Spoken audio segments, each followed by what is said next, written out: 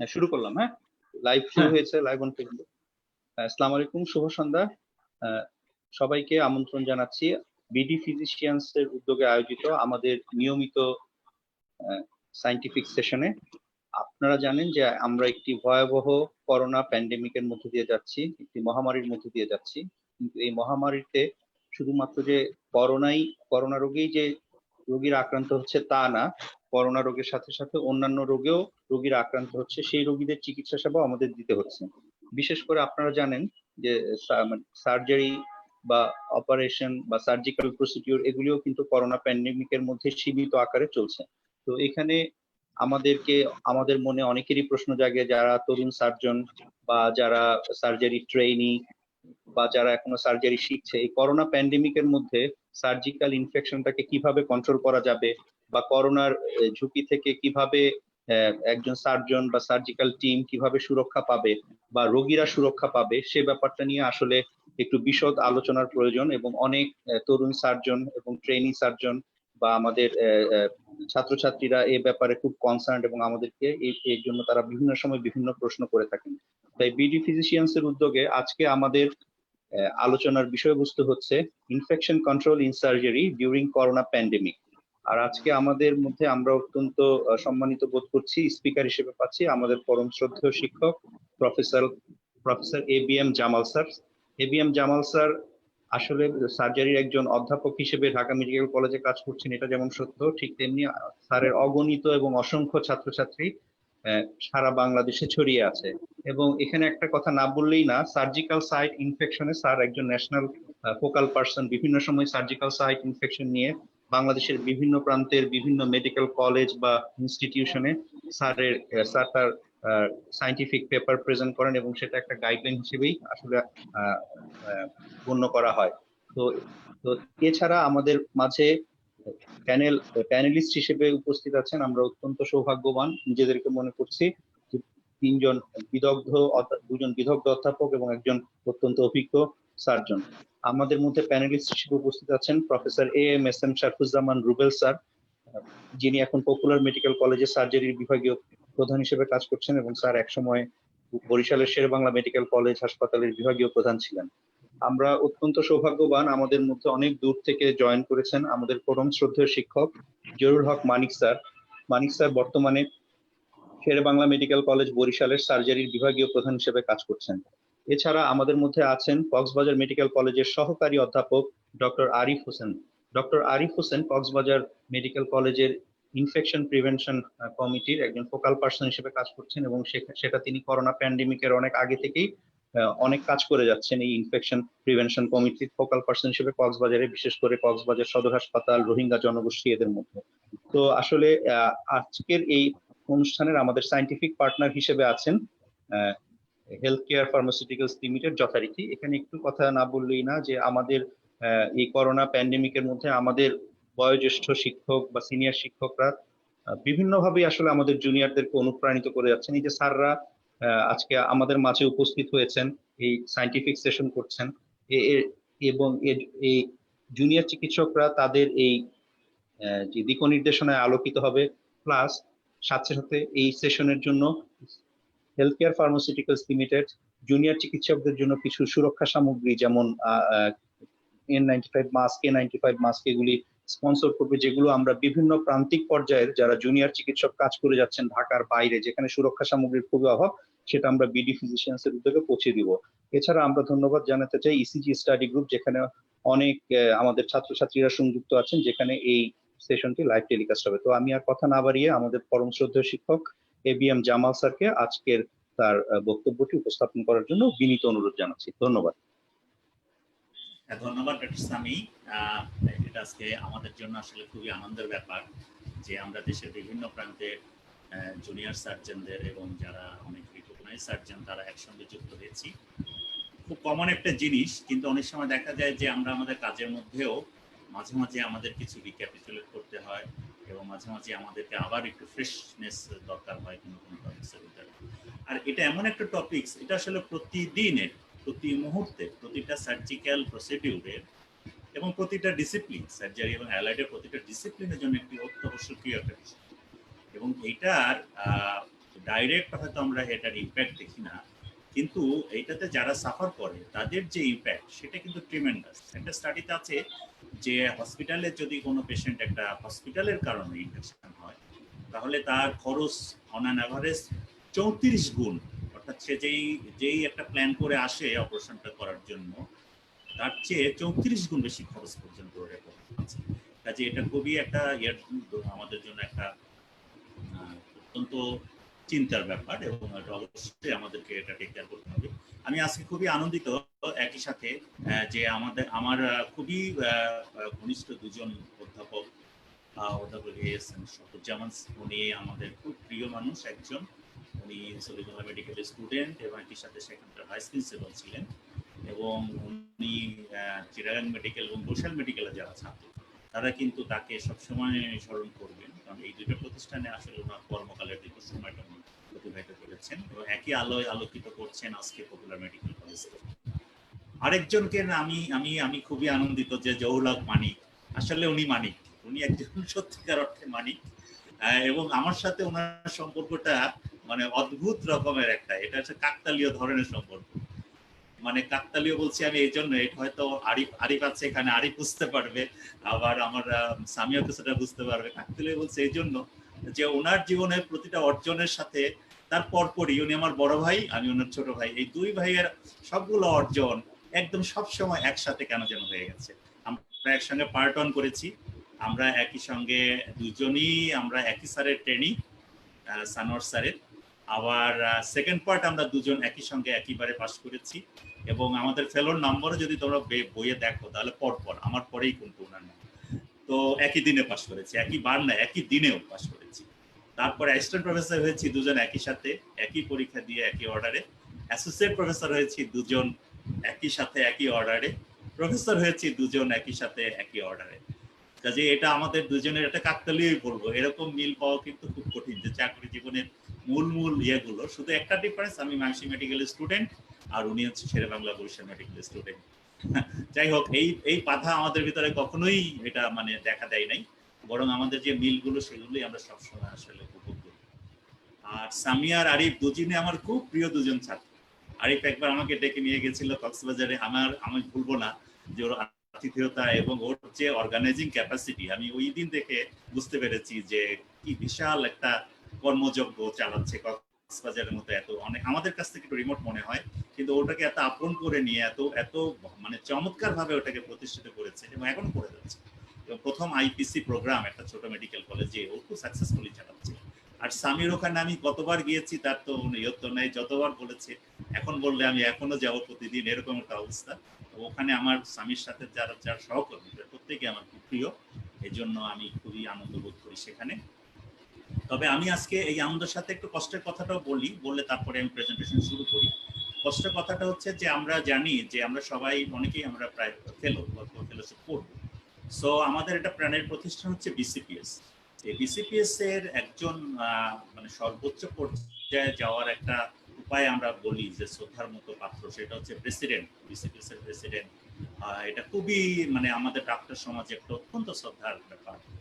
সেরকম একজন শ্রদ্ধেয় প্রেসিডেন্টকে আমরা এই করোনাকালে হারিয়েছি, অধ্যাপক এস.এম. গোলাম কিবরিয়া স্যারকে। স্যার শুধু বিসিপিএস এর প্রেসিডেন্ট হিসাবেই যে মানে চিকিৎসা সমাজে পরিচিত ছিলেন তা না, স্যার একজন স্বনামধন্য ইউরোলজিস্ট, ডিন ছিলেন এবং বিভিন্ন প্রতিষ্ঠানে উনি কাজ করেছেন। তো স্যারকে আমরা এই করোনার সময় হারিয়েছি, এটা আমাদের জন্য অত্যন্ত দুঃখের, অত্যন্ত কষ্টের একটা ব্যাপার। সেই সাথে আমরা আরেকজন শিক্ষকের কথা বলবো, যিনি আসলে শেরে বাংলা মেডিকেল কলেজের স্টুডেন্ট হলে উনি সারা বাংলাদেশেই খুবই পরিচিত একজন অধ্যাপক, টিআইএমএ ফারুক স্যার। উনি আসলে খুব সিরিয়াস এখন একটা অবস্থায় আছেন অ্যাপোলো হসপিটাল ভেন্টিলেটরে। সো আমরা সবাই দোয়া করবো ওনার জন্য। এছাড়া আমাদের আরো বেশ কিছু সার্জারি বন্ধু এবং মেডিকেল তারা বিভিন্ন জায়গায় আছেন, অনেকে অ্যাফেক্টেড, এবং আমাদের প্রতিদিনই এরকম দুঃসংবাদ শুনতে হয়। কাজে আমরা খুব মানে কায় মনোবাক্যে কামনা করব যে এটা এমন একটা জিনিস, শুধু আমরা চিকিৎসক সমাজ না, বাংলাদেশের মানুষ না, পৃথিবীর প্রত্যেকটা কর্নারে যে মানুষরা এটাকে সাফার করছে সবাই জন্য অচিরেই এটা থেকে মুক্তি পান, এবং আমরা যেন আবার পূর্বের অবস্থা পেরোচ্ছেন। কারণ এই যে আমরা ওয়েবিনারে যা করছি এটা কিন্তু আমাদের মনের ইচ্ছা না, আমরা সবার সাথে সামনে সামনে মিলিত হতে চাই। আমরা আমাদের স্টুডেন্টের গায়ে হাত দিয়ে আমাদের তাদের হাতে হাত রেখে আমরা শেখাতে চাই। এভাবে দূর থেকে আমাদের আসলে ঠিক মনোবাসনা কখনোই পূর্ণ হবে না। যাই হোক, আমরা আশা করি অচিরেই এটা থেকে আমরা মুক্তি পাবো, এবং সেই আশাবাদ ব্যক্ত করে আমি আজকে প্রেজেন্টেশন শুরু করছি। আসলে প্রেজেন্টেশনটা খুব বেশি না, মানে বড় ধরনের কিছু না। এটা একটু আমি একটু সবাইকে একটু ইয়ে করছি। এখন কি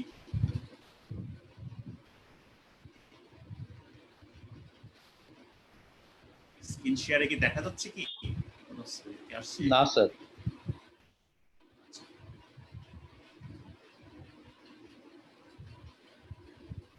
হ্যাঁ, দেখা যাচ্ছে স্যার। দেখা যাচ্ছে না? জি স্যার। আচ্ছা, তাহলে এটা আমরা শুরু করি একটু। একটু শেয়ারটা কম আসছে, দেরিতে আসছে কি?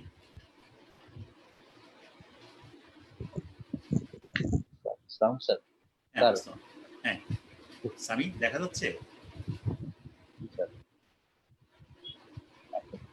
স্যার আপনি ভিডিওটা ইয়ে করেন স্যার, আপনার মনে হয় ক্যামেরাটা মনে হয় কোনো ইয়ে। ক্যামেরা সমস্যা আছে? স্যার কি মোবাইলে না ইয়েতে, ল্যাপটপ? স্যার দেখেন স্যার একটু ক্যামেরাটা, আর না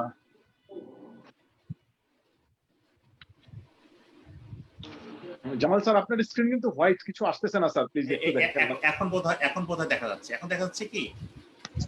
স্যার হোয়াইট তো স্যার, একদম একদম হোয়াইট লেখা আসতেছে না কোনো স্যার, দেখা আসতেছে না, কিন্তু স্ক্রিন আমার আসতেছে স্যার।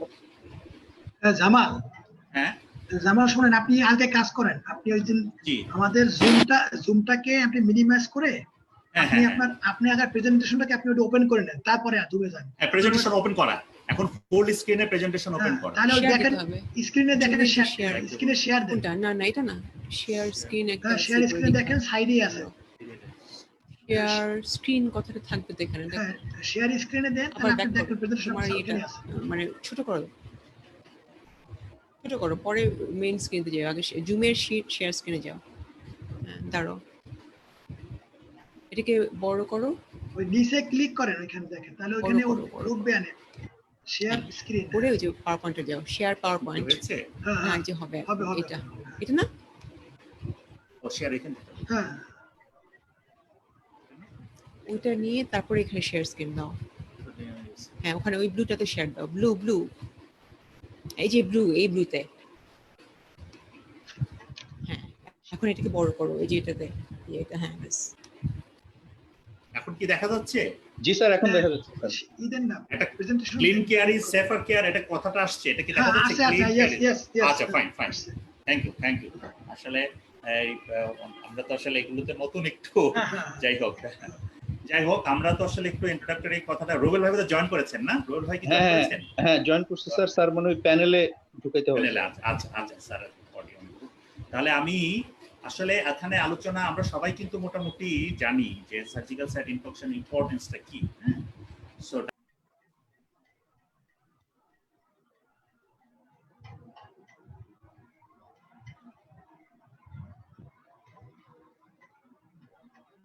হ্যালো, শোনা যাচ্ছে না কিন্তু স্যার, শোনা যাচ্ছে না স্যার। ডিসকানেক্ট হয়ে গেল নাকি? হ্যাঁ, এবার শোনা যাচ্ছে? হ্যাঁ, এবার শোনা যাচ্ছে স্যার। হ্যাঁ, এখন ওই হোস্ট কথা ডিসকানেক্ট করে দিয়েছিলাম। আচ্ছা, ঠিক আছে। তাহলে যেটা স্ক্রিন দেখা যাচ্ছে তো সামি? জি স্যার, দেখা যাচ্ছে স্যার। আচ্ছা, ফাইন। তাহলে আমাদের যেটা আমরা বলতে চাচ্ছি যে যেটা যে এটা হচ্ছে আমাদের যে WHO এর স্লোগানটাকে যদি আমরা হাইলাইট করি, তাহলে আমরা দেখতে পাবো যে clean care is safer care. এটা খুব ইম্পর্টেন্ট একটা জিনিস, এবং এই জিনিসটার জন্যই আসলে আমরা ইয়ে করি, যে WHO এর স্লোগানটাকে আমরা হাইলাইট করি। যে উদ্দেশ্য হচ্ছে যে আসলে স্যার স্ক্রিনটা শেয়ার করেন স্যার। এখন শেয়ার করেন, দেখা যাচ্ছে না? স্ক্রিন শেয়ার করেন স্যার, স্ক্রিন দেখা যাচ্ছে না স্যার।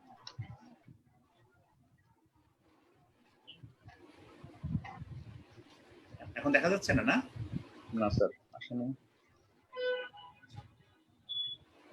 স্যার আপনার কি পাওয়ার পয়েন্টটা খোলা না স্যার? ডিসপ্লেতে আছে? পাওয়ার পয়েন্ট তো খোলা, পাওয়ার পয়েন্ট ডিসপ্লেতে আছে। আচ্ছা, দেখাচ্ছি। স্যার শেয়ার একবার তো আসলো, আবার হয়ে গেল, আবার চলে যাচ্ছে না?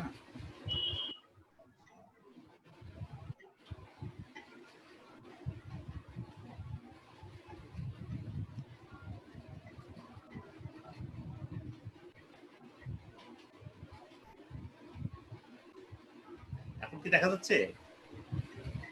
হ্যালো, না স্যার, এখনো আসে নাই, আপনাকে এখনো আসে নাই। আসে নাই স্যার। স্ক্রিন শেয়ার করো না।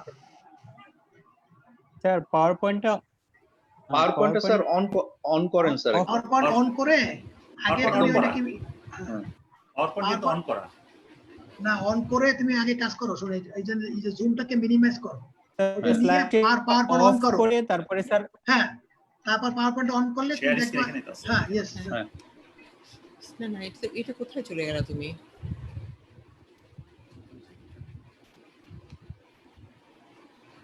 আবার যাও, জমে যাও, হ্যাঁ, বড় করো, বড় করো।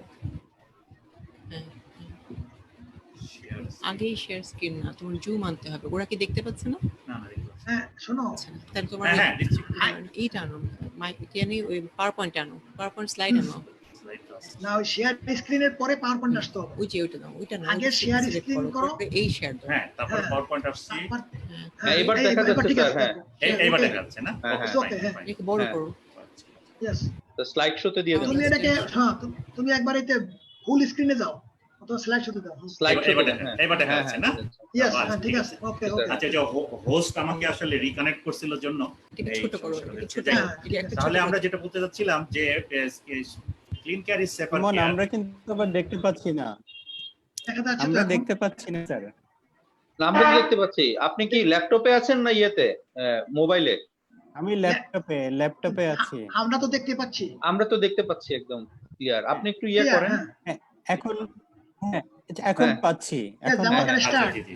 হ্যাঁ, জি, হ্যাঁ, আসলে মাঝে মাঝে লুজ হচ্ছে মধ্যে কারো। হ্যাঁ। যাই হোক, যেটা আমরা বলতে চাচ্ছিলাম যে WHO একটা কথা বলে যে ইনফেকশন প্রিভেন্টস এর আসলে প্রবলেমটা কোথায়। প্রবলেমটা যদি আমরা একটু স্পেকট্রামটা দেখি যে আসলে কতটা প্রবলেমটাই কতটা প্রবলেম, মানে এর ব্যক্তিটা কতখানি। সো আমরা দেখতে পাচ্ছি 1 in 10 পেশেন্টস, মানে প্রতি 10 জনের একজন যখন হেলথ কেয়ার নিতে যান তখন আসলে কোনো না কোনো ভাবে ইনফেকশনের শিকার হয়। এটা হচ্ছে 10%, মানে 10 জন পেশেন্টের একজন। অর্থাৎ এই জন্য কিন্তু এই যে এখন কিন্তু একটা কথা বলা হয়, আমি আসলে কথায় কথায় করোনার এটা আনবো এই জন্যই যে আমরা বলি যে অনেক সময় সাধারণ মানুষ বুঝতে চান না যে কেন আমরা বলি যে এই সময় হাসপাতালে আসবেন না, কেন আমরা বলি যে আপনারা পারলে এই সময় যে চিকিৎসাগুলো দরকার নাই সেগুলোর জন্য চেম্বারে যাবেন না, অথবা অপারেশন যেগুলো খুব জরুরি না সেগুলোর জন্য আপনারা বিরাপিরি করবেন না। কিন্তু অনেক মানুষ বুঝতে চায় না, কিন্তু এটা আসলে স্ট্যাটিস্টিক্সই প্রমাণ করে, এটা এভিডেন্স বেসড। কিরকম এভিডেন্স বেসড? যে সাধারণ সময়ে দেখা যায় যে কোনো ধরনের ইনফেকশন প্রতি 10-10%। আর আমরা জানি যে এটা তো ওভারঅল সার্জিক্যাল সাইট ইনফেকশনের কথা বলে, কিন্তু যখন ভাইরাল কন্টামিনেশনটা এটা কিন্তু বহু গুণ, আসলে অনেক গুণ।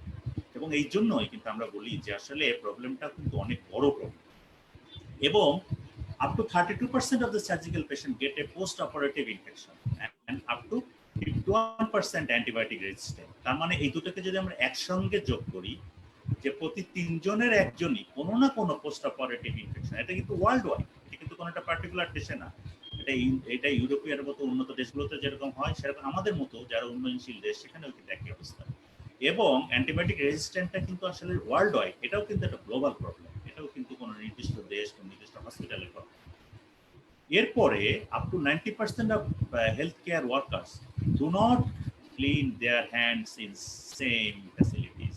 সাম ফ্যাসিলিটিস, কোনো ফ্যাসিলিটিসে 90% হেলথ কেয়ার ওয়ার্কার্স। এখানে কিন্তু আমাদের মনে রাখতে হবে যে হেলথ কেয়ার ওয়ার্কার বলতে আমরা শুধু ডাক্তার বা নার্সদেরকে বুঝি না। হেলথ কেয়ার ওয়ার্কার বলতে তাদেরকে ইনক্লুড করা হয় যারা কোনো না কোনোভাবে রোগীর চিকিৎসার সাথে সম্পৃক্ত। অর্থাৎ এখানে ওয়ার্ড বয়, ওটি বয়, এখানে আমাদের ল্যাব টেকনিশিয়ান, এখানে আমাদের অন্য অ্যান্সিলারি সাপোর্ট পিপল যারা হসপিটালের সাথে কোনোভাবে বা চেম্বারের সাথে বা ক্লিনিকের সাথে যুক্ত, তারা কিন্তু আসলে এই অভ্যাসটা আমাদের খুব ভালো মতো ছিল না।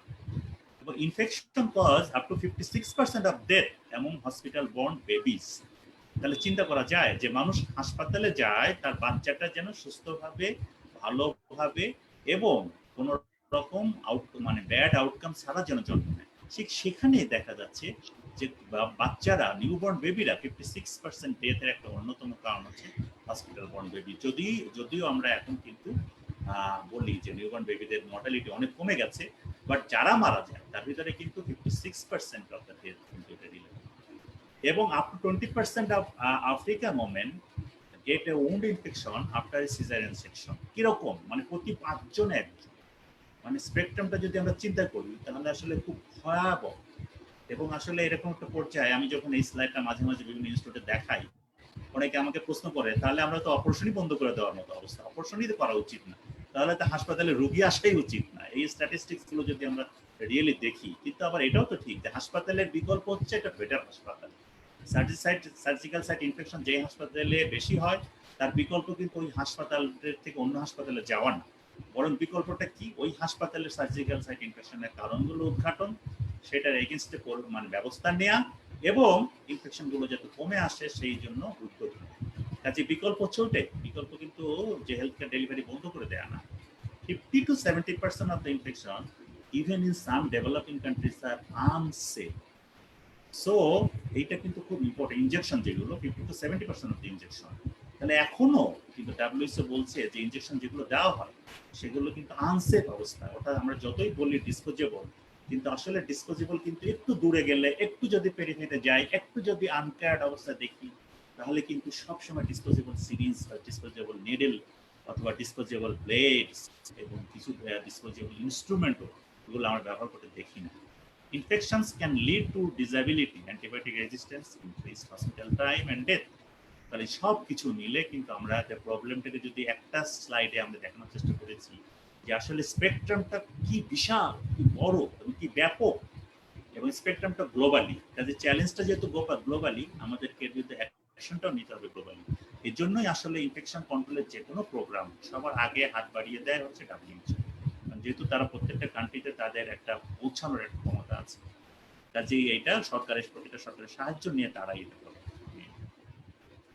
এখন আরেকটা জিনিস দেখি যে আমরা আমাদের ডিজিজ কন্ট্রোলের উপরে সারা পৃথিবীতে একটা অত্যন্ত সম্মানিত প্রতিষ্ঠান হচ্ছে আমেরিকার আটলান্টাতে যেটা আছে সিডিসি তো সিডিসি আবার তার নিজস্ব কতগুলো স্ট্যাটিস্টিক্স শো করেছে সেখানে দেখানো হয়েছে যে post operative infection rate in USA is about 2 to 3% overall তার মানে হচ্ছে এত ব্যবস্থা নেওয়ার পরেও overall post operative infection USA তেও কিন্তু 2 to 3% এবং এমন surgical problems surgical site infection are the most common hospital acquired infection account to 38% of all such infection এবং এই যে 2 থেকে 3% রোগী ইনফেকশন হচ্ছে হাসপাতালে তার ভিতরে 38% হচ্ছে সার্জিক্যাল সাইট ইনফেকশন আর বাইরেও অন্যান্য ইনফেকশন হয় কিন্তু সার্জিক্যাল সাইট ইনফেকশনটাই অলমোস্ট 1/3 এর ভিতরে এবং থার্ড মোস্ট কমন নজোকোমিয়াল ইনফেকশন এবং cause 14 to 60% of all hospital acquired infection কাজে যদি আমরা বলি যে আমরা নজোকোমিয়াল ইনফেকশন আমরা সবাই জানি যে বোথ আন্ডার গ্রাজুয়েট পোস্ট গ্রাজুয়েটে আমরা স্টুডেন্টদেরকে একটা question nosocomial infection hospital acquired ইনফেকশনের উপরে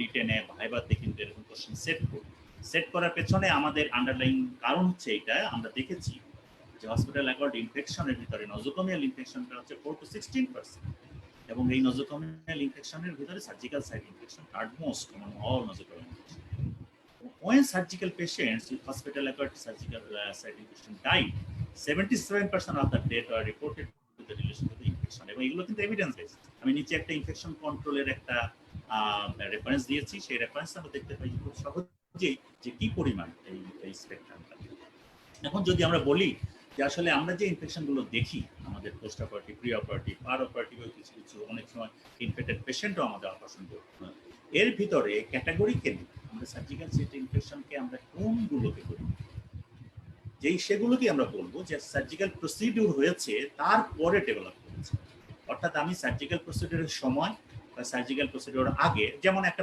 পেশেন্টের অলরেডি পালমোনারি ইনফেকশন ছিল সেই পেশেন্টের যদি কোনোভাবে আমরা একটা চেস্টে অপারেশন করি তার যে ইনফেকশনটা আবার পোস্ট অপারেটিভ দেখা যাবে সেটাকে আমরা সার্জিক্যাল সাইট ইনফেকশন বলবো না যেহেতু আমরা একটা ইনফেক্টেড পোকায় যেমন ব্রঙ্কিয়াক্টাসিস যেমন টিউবারকুলোসিস এসব পেশেন্টের অনেক সময় চেস্টে অপারেশন হয় যেমন ডায়াবেটিক ফুড অলরেডি ইনফেক্টেড সেটার অপারেশনের পরে যে ইনফেকশন সেটাকে আমরা সার্জিক্যাল সাইট ইনফেকশন বলবো না আমরা বলবো কোনটাকে আমরা বলবো হচ্ছে অ্যাপেন্ডিসেক্টমি করার পরে ইনফেকশন হয়েছে আমরা বলবো সিজারিয়ান সেকশনের পরে ইনফেকশন হয়েছে আমরা বলবো একটা গলব্লাডার বা থাইরয়েড অপারেশনের পরে So, at the time of the operation, and immediate of the post-operative period, তার কোনো ইনফেকশন ছিল না। তার মানে হচ্ছে যে আলটিমেটিক্যালি এই হসপিটাল অথবা সার্জিক্যাল টিম মেম্বারদের উপরে এই ব্লেমটা অটোমেটিক্যালি চলে আসে। These infections are responsible for approximately 1/4 of all nosocomial infection. and affect 1.4 million people worldwide at any time. মানে আজকে এই মোমেন্টে যদি বলি তাহলে সার্জিক্যাল সাইট ইনফেকশন নিয়ে অবশ্য এখন অবশ্য সারা ওয়ার্ল্ডে অপারেটিভ প্রসিডিউরটা কমে গেছে, তো যা মানে এতটা হয়তো হবে না, 1.4 মিলিয়ন যে কোনো টাইম সার্জিক্যাল সাইট ইনফেকশন। এবং এটার আমরা ইম্প্যাক্ট অবশ্যই জানি যে লঙ্গার hospitalisation, increase patient mortality and higher cost for healthcare providers and payers.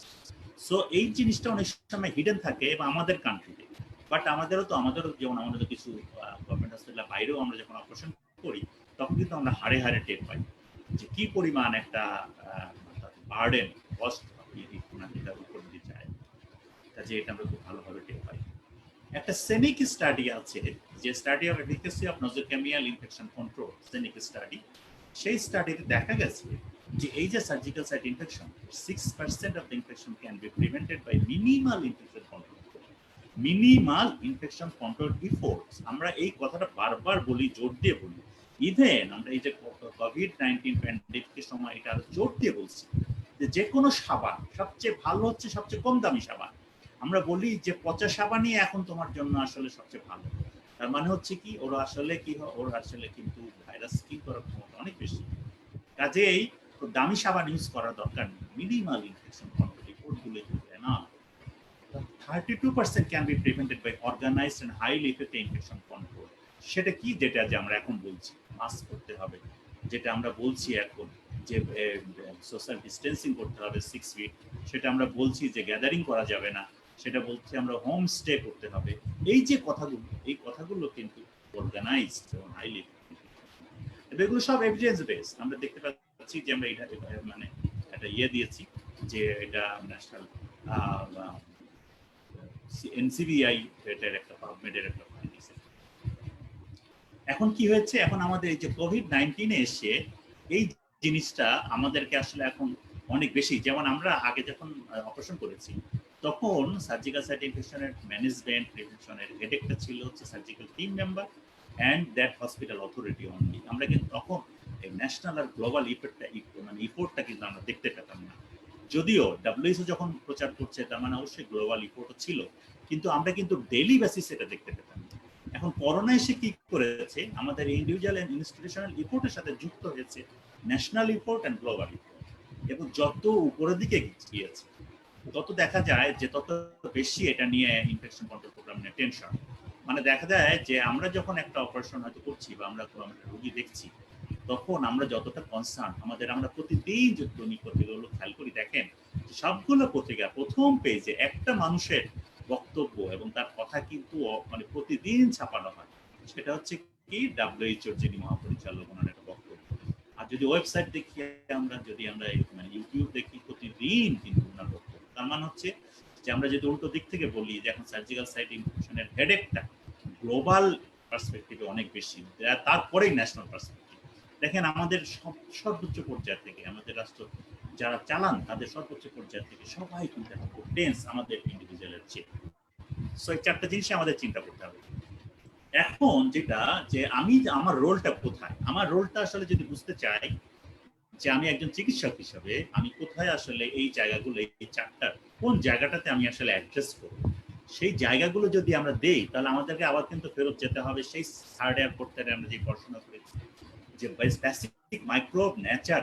এটা করোনা ভাইরাসের জন্য যেমন সত্য, এটা আমাদের ইভেন আমরা যদি এর আগে দেখেছি আমরা যে ভেক্টর বর্ন যেসব ডিজিজগুলো, বিশেষ করে এই যে চিকুনগুনিয়া অথবা আমাদের ডেঙ্গু, এগুলোর ক্ষেত্রে একই রকম সত্য।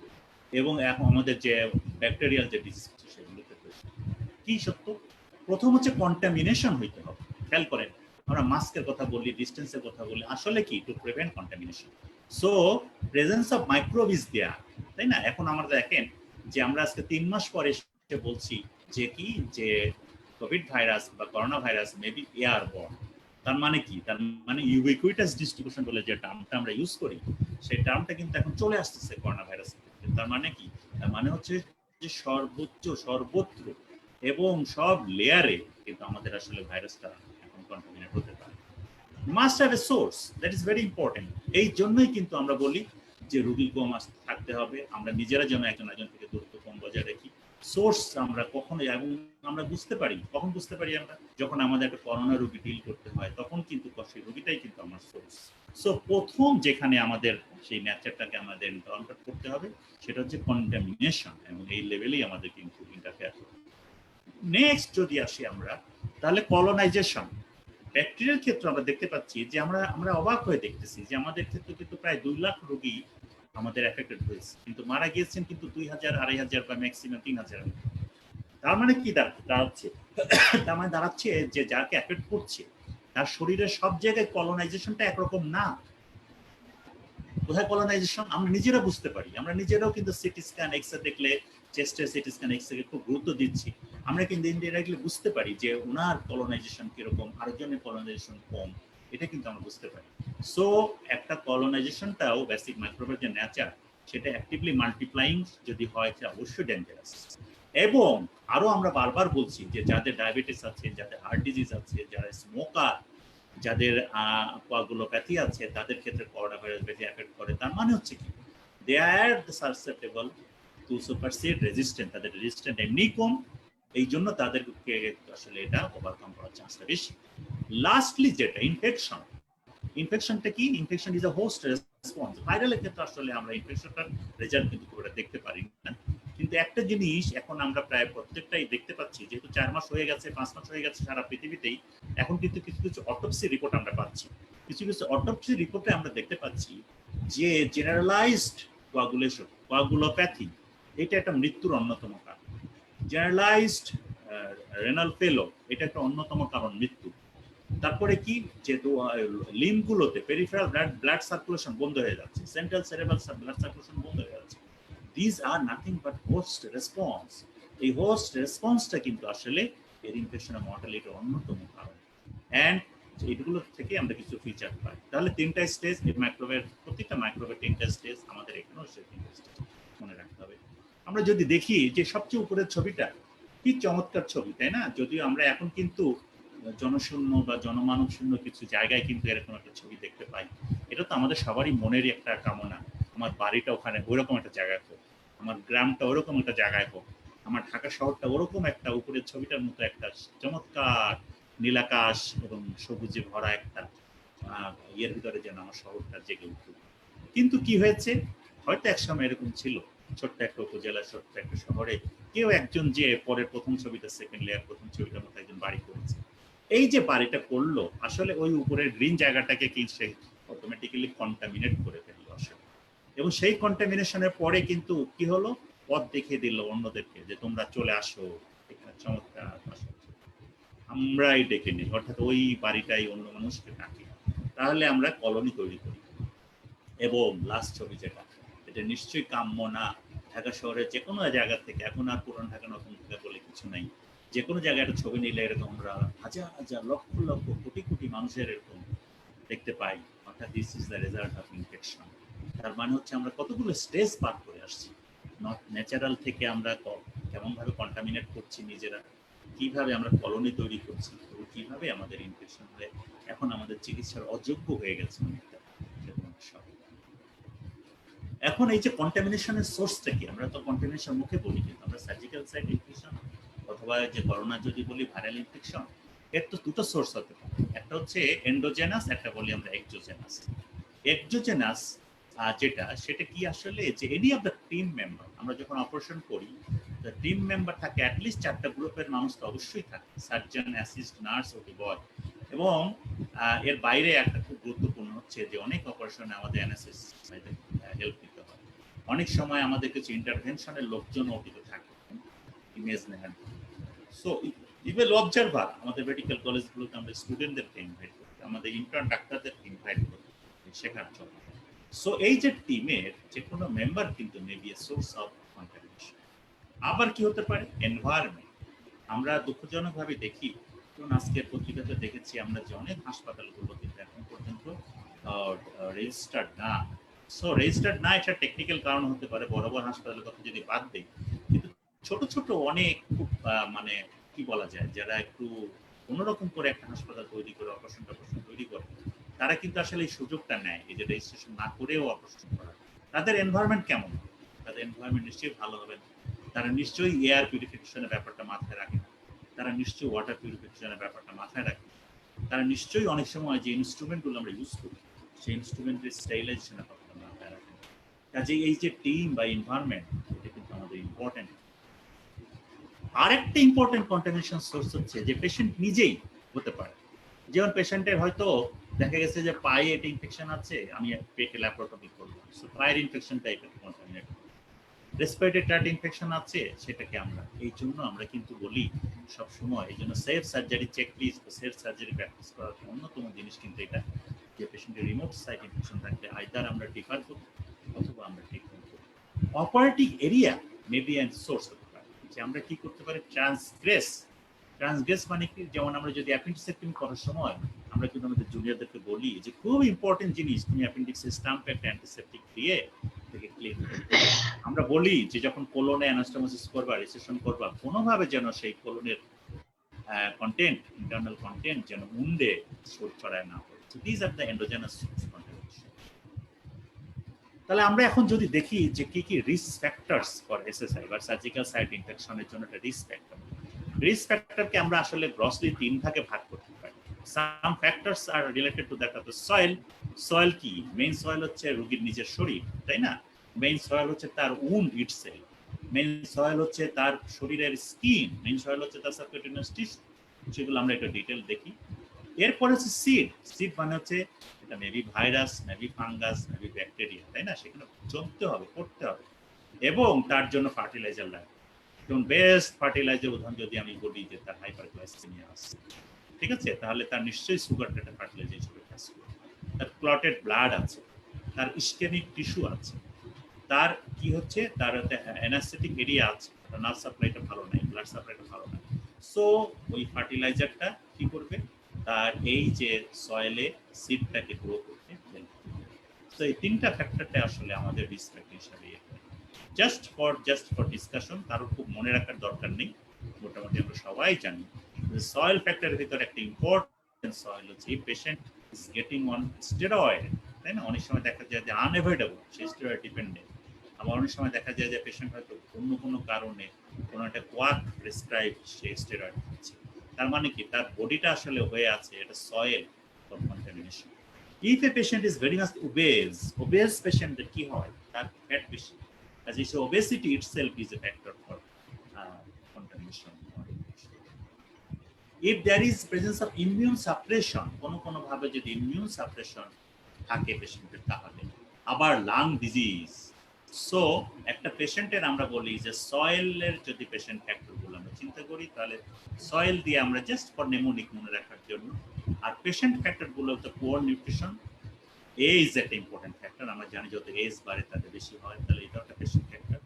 টিউমার, পেশেন্ট যদি অলরেডি ম্যালিগনেন্সি সাফার করে, তার আমরা এই জন্য কিন্তু ম্যালিগনেন্সিতে অপারেশন করার আগে 10 বার চিন্তা করি।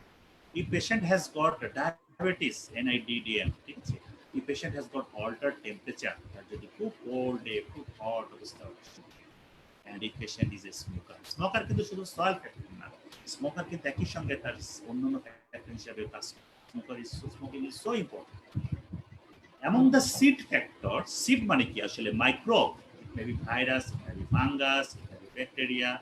যেমন আমরা শুনতে পেয়েছি যে আমাদের ফারুক স্যারের লাঙের ব্রঙ্কিয়াল ট্রি থেকে ফাঙ্গাস কালচারে ফাঙ্গাস পাওয়া গেছে। তাহলে চিন্তা করা যায় যে স্যার ভাইরাস একটা ডিজিজ নিয়ে গেছিলেন, যে কোনো কারণেই হোক স্যারের ভিতরে ফাঙ্গাস পাওয়া গেছে। তার মানে কি এখানে মাইক্রোব ওখানে জমেছে, করেছে, তাই না? তো শেভিংটা এখন সেই জন্য খুব ডিসকাইজ করা হয় যে শেভিং এর মাধ্যমে কিন্তু মাইক্রোব জমে। ইনফেকশন এলসার ইন দ্য বডি, যেটা আমরা আগে আলোচনা করেছিলাম যে যদি থাকে তাহলে অবশ্যই আমরা করবো। ইমার্জেন্ট হসপিটালাইজেশন, অর্থাৎ পেশেন্ট যদি আমরা দেখি যে উইদাউট প্রিপারেশন সুযোগ না পাই, emergent hospitalization. Duration of operation, যত প্রলং হবে তত প্রলং এক্সপোজার হবে, so duration of operation is very important. Among the microbes, আমরা যদি বলি যে ভিরুলেন্স অফ দ্য মাইক্রো অর্গানিজমটা খুব important. Low virulence less chance, high virulence most chance. ICU, যে কোনো পেশেন্ট, আমরা সবাই আমাদের এক্সপিরিয়েন্স যদি শেয়ার করি সবাই বলবো যেটা আইসিইউ থেকে ফেরত আসছে অথবা আইসিইউ রোগী যদি অপারেশন করতে বলে আমাদেরকে, প্রথমেই আমরা ধরে নিই যে এই রোগী অলরেডি কোনো না কোনো অর্গানিজম নিয়েই ওটিতে ভুগছে। সো আইসিইউতে একটা পেশেন্ট যাওয়া মানেই হচ্ছে যে মাইক্রোবস আসলে ওটা একটা ইম্পর্টেন্ট সিল। নন কন্টামিনেশন, অনেক সময় নন কন্টামিনেশন কি করে কিছু করা যাবে না, যেমন ফলিং রোডটা একটা অ্যাক্সিডেন্ট, যেখানে তার মাড, যেখানে তার সয়েল, এগুলো লেগে গেছে, তো সো মাইক্রোব রোডটার কন্টামিনেশন হয়েই আছে। And resistance of the organism, virulence, resistance of the antibiotic is also very important. If we operate on OPD patient, যারা আমরা মেডিকেল কলেজে কাজ করেছি তারা যদি খেয়াল করি, তাহলে দেখবো যে আউটডোরে যে অপারেশন গুলো করি আমরা আর ইনডোরে ক্লিন এনভায়রনমেন্টে করি, আউটডোরের অপারেশন গুলো ইনফেকশন রেট কিন্তু বেশি হবেই, তাই না? অ্যান্ড ব্রিজ অফ ব্যারিয়ার, যে কোনো কারণে যদি ব্যারিয়ার ব্রিজ করি তাহলে অবশ্যই আমাদের ইনফেকশন যায়। If we consider some of the fertilizer factor, অর্থাৎ উড ইটসেলফ যেখানে আমরা অপারেশন করছি, সেখানে যদি দেখি যে প্রেজেন্স অফ ফরেন বডি, আমরা নিজেরাই বলি যে গজের টুকরাটা ভালো মতো ক্লিন করতে হবে, এখানে যদি কোনো ইভেন সুচার ম্যাটেরিয়ালের এন্ড যদি রয়ে যায় সেটা বের করে নিয়ে আসতে হবে। ফরেন পার্টিকেল, যেমন আমরা রোটারি অ্যাক্সিডেন্টের পরে বারবার বলা হয় যেটা toileting is very important. So এই কথাগুলো আসলে বড় উদ্দেশ্য হচ্ছে যাতে আমরা ফার্টিলাইজারটাকে আমরা প্রমোট না করি। অ্যাফ্লুয়েন্ট, যেটাকে আমি যেটা আগেই বলেছিলাম যে এটা অ্যাপেন্ডিক্সের হতে পারে, এটা গলব্লাডারের হতে পারে, এটা জিআই ট্র্যাক্টের হতে পারে, এটা লাং ক্যাভিটি হতে পারে। এফ্লুয়েন্ট আমরা প্রিভেন্ট করব যাতে ফার্টিলাইজেশনের কাজ না। রিভাইজ সার্জারি, যত বেশি আমরা সার্জিক্যাল, যে সবাই আমাদের এক্সপিরিয়েন্স আছে যে রিএক্সপ্লোশন সার্জারি সবসময় কিন্তু higher chance of infection. Tubes, অর্থাৎ যত আমরা এখানে টিউব দিয়ে রাখবো, সেটা ক্যাথেটার হোক, সেটা ড্রেনেজ টিউব হোক, ট্র্যাকিওভেন্ট্রাল টিউব হোক।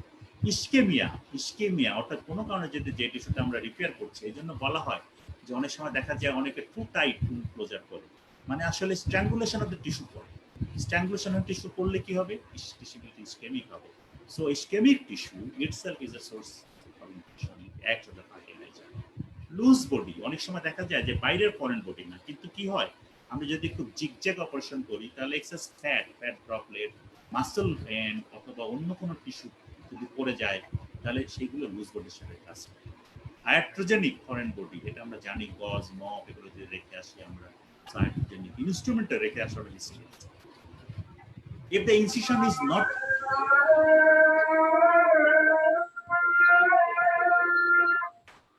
if the infection is not a clean one, zigzag incision, then the zigzag incision itself is an important source for wound infection. Evisceration, যদি কোনো কারণে মুখ দিয়ে ভিসেরা বের হয়ে যায়, so that evisceration is an important factor for wound infection. And radiation, if the patient already exposed to radiation to that. So what is our duty? আমরা এই তিনটা সোর্স ক্ষেত্রে আমরা কি করব? আমরা বারবার বলছি প্রিভেনশন, প্রিভেনশন এন্ড প্রিভেনশন। আমরা মাঝে মাঝে বলি যে ইনফেকশনের ট্রিটমেন্ট হচ্ছে চারটা কি? নাম্বার 1 হচ্ছে প্রিভেনশন, নাম্বার 2 হচ্ছে প্রিভেনশন, নাম্বার 3 হচ্ছে প্রিভেনশন, এন্ড নাম্বার 4 হচ্ছে ট্রিটমেন্ট। তার মানে হচ্ছে কি? তার মানে হচ্ছে যদি আমরা ট্রিটমেন্ট মাধ্যমে ইনফেকশন কন্ট্রোল করতে চাই, এটা আমাদের অ্যাটেনশনে আসবে 4 নম্বর সিরিয়ালে। তার আগে তিনটাই আমাদের চিন্তা করতে হবে, প্রিভেনশন, প্রিভেনশন এন্ড প্রিভেনশন। তাহলে আমরা যে বলতে পারি prevention of contamination, prevention of colonisation, prevention of infection, and then we can treat the surgical side. These are common surgical attire. All of you know that common surgical attire, এই common surgical attire যদি commonly practice করি তাহলে the wound infection will be very uncommon. We will face the uncommon situation after operation. So the common thing কিন্তু আমরা তো সবাই জানি যে common thing আমাদের মাথায় থাকে না। common thing আমরা খুব less often আমরা এটা ফলো করি, এবং common thing এর ডেফিসিয়েন্সির জন্যই কিন্তু আমাদের প্রবলেম হয়। তাই জাস্ট ফর দেখার জন্য এগুলো আমাদের কভার করার জন্য কিছু না, কিন্তু আমাদের মনে রাখতে হবে যে এই সেম কথাটাই কিন্তু চলে আসছে করোনা প্রিভেনশনের প্রিন্সিপাল।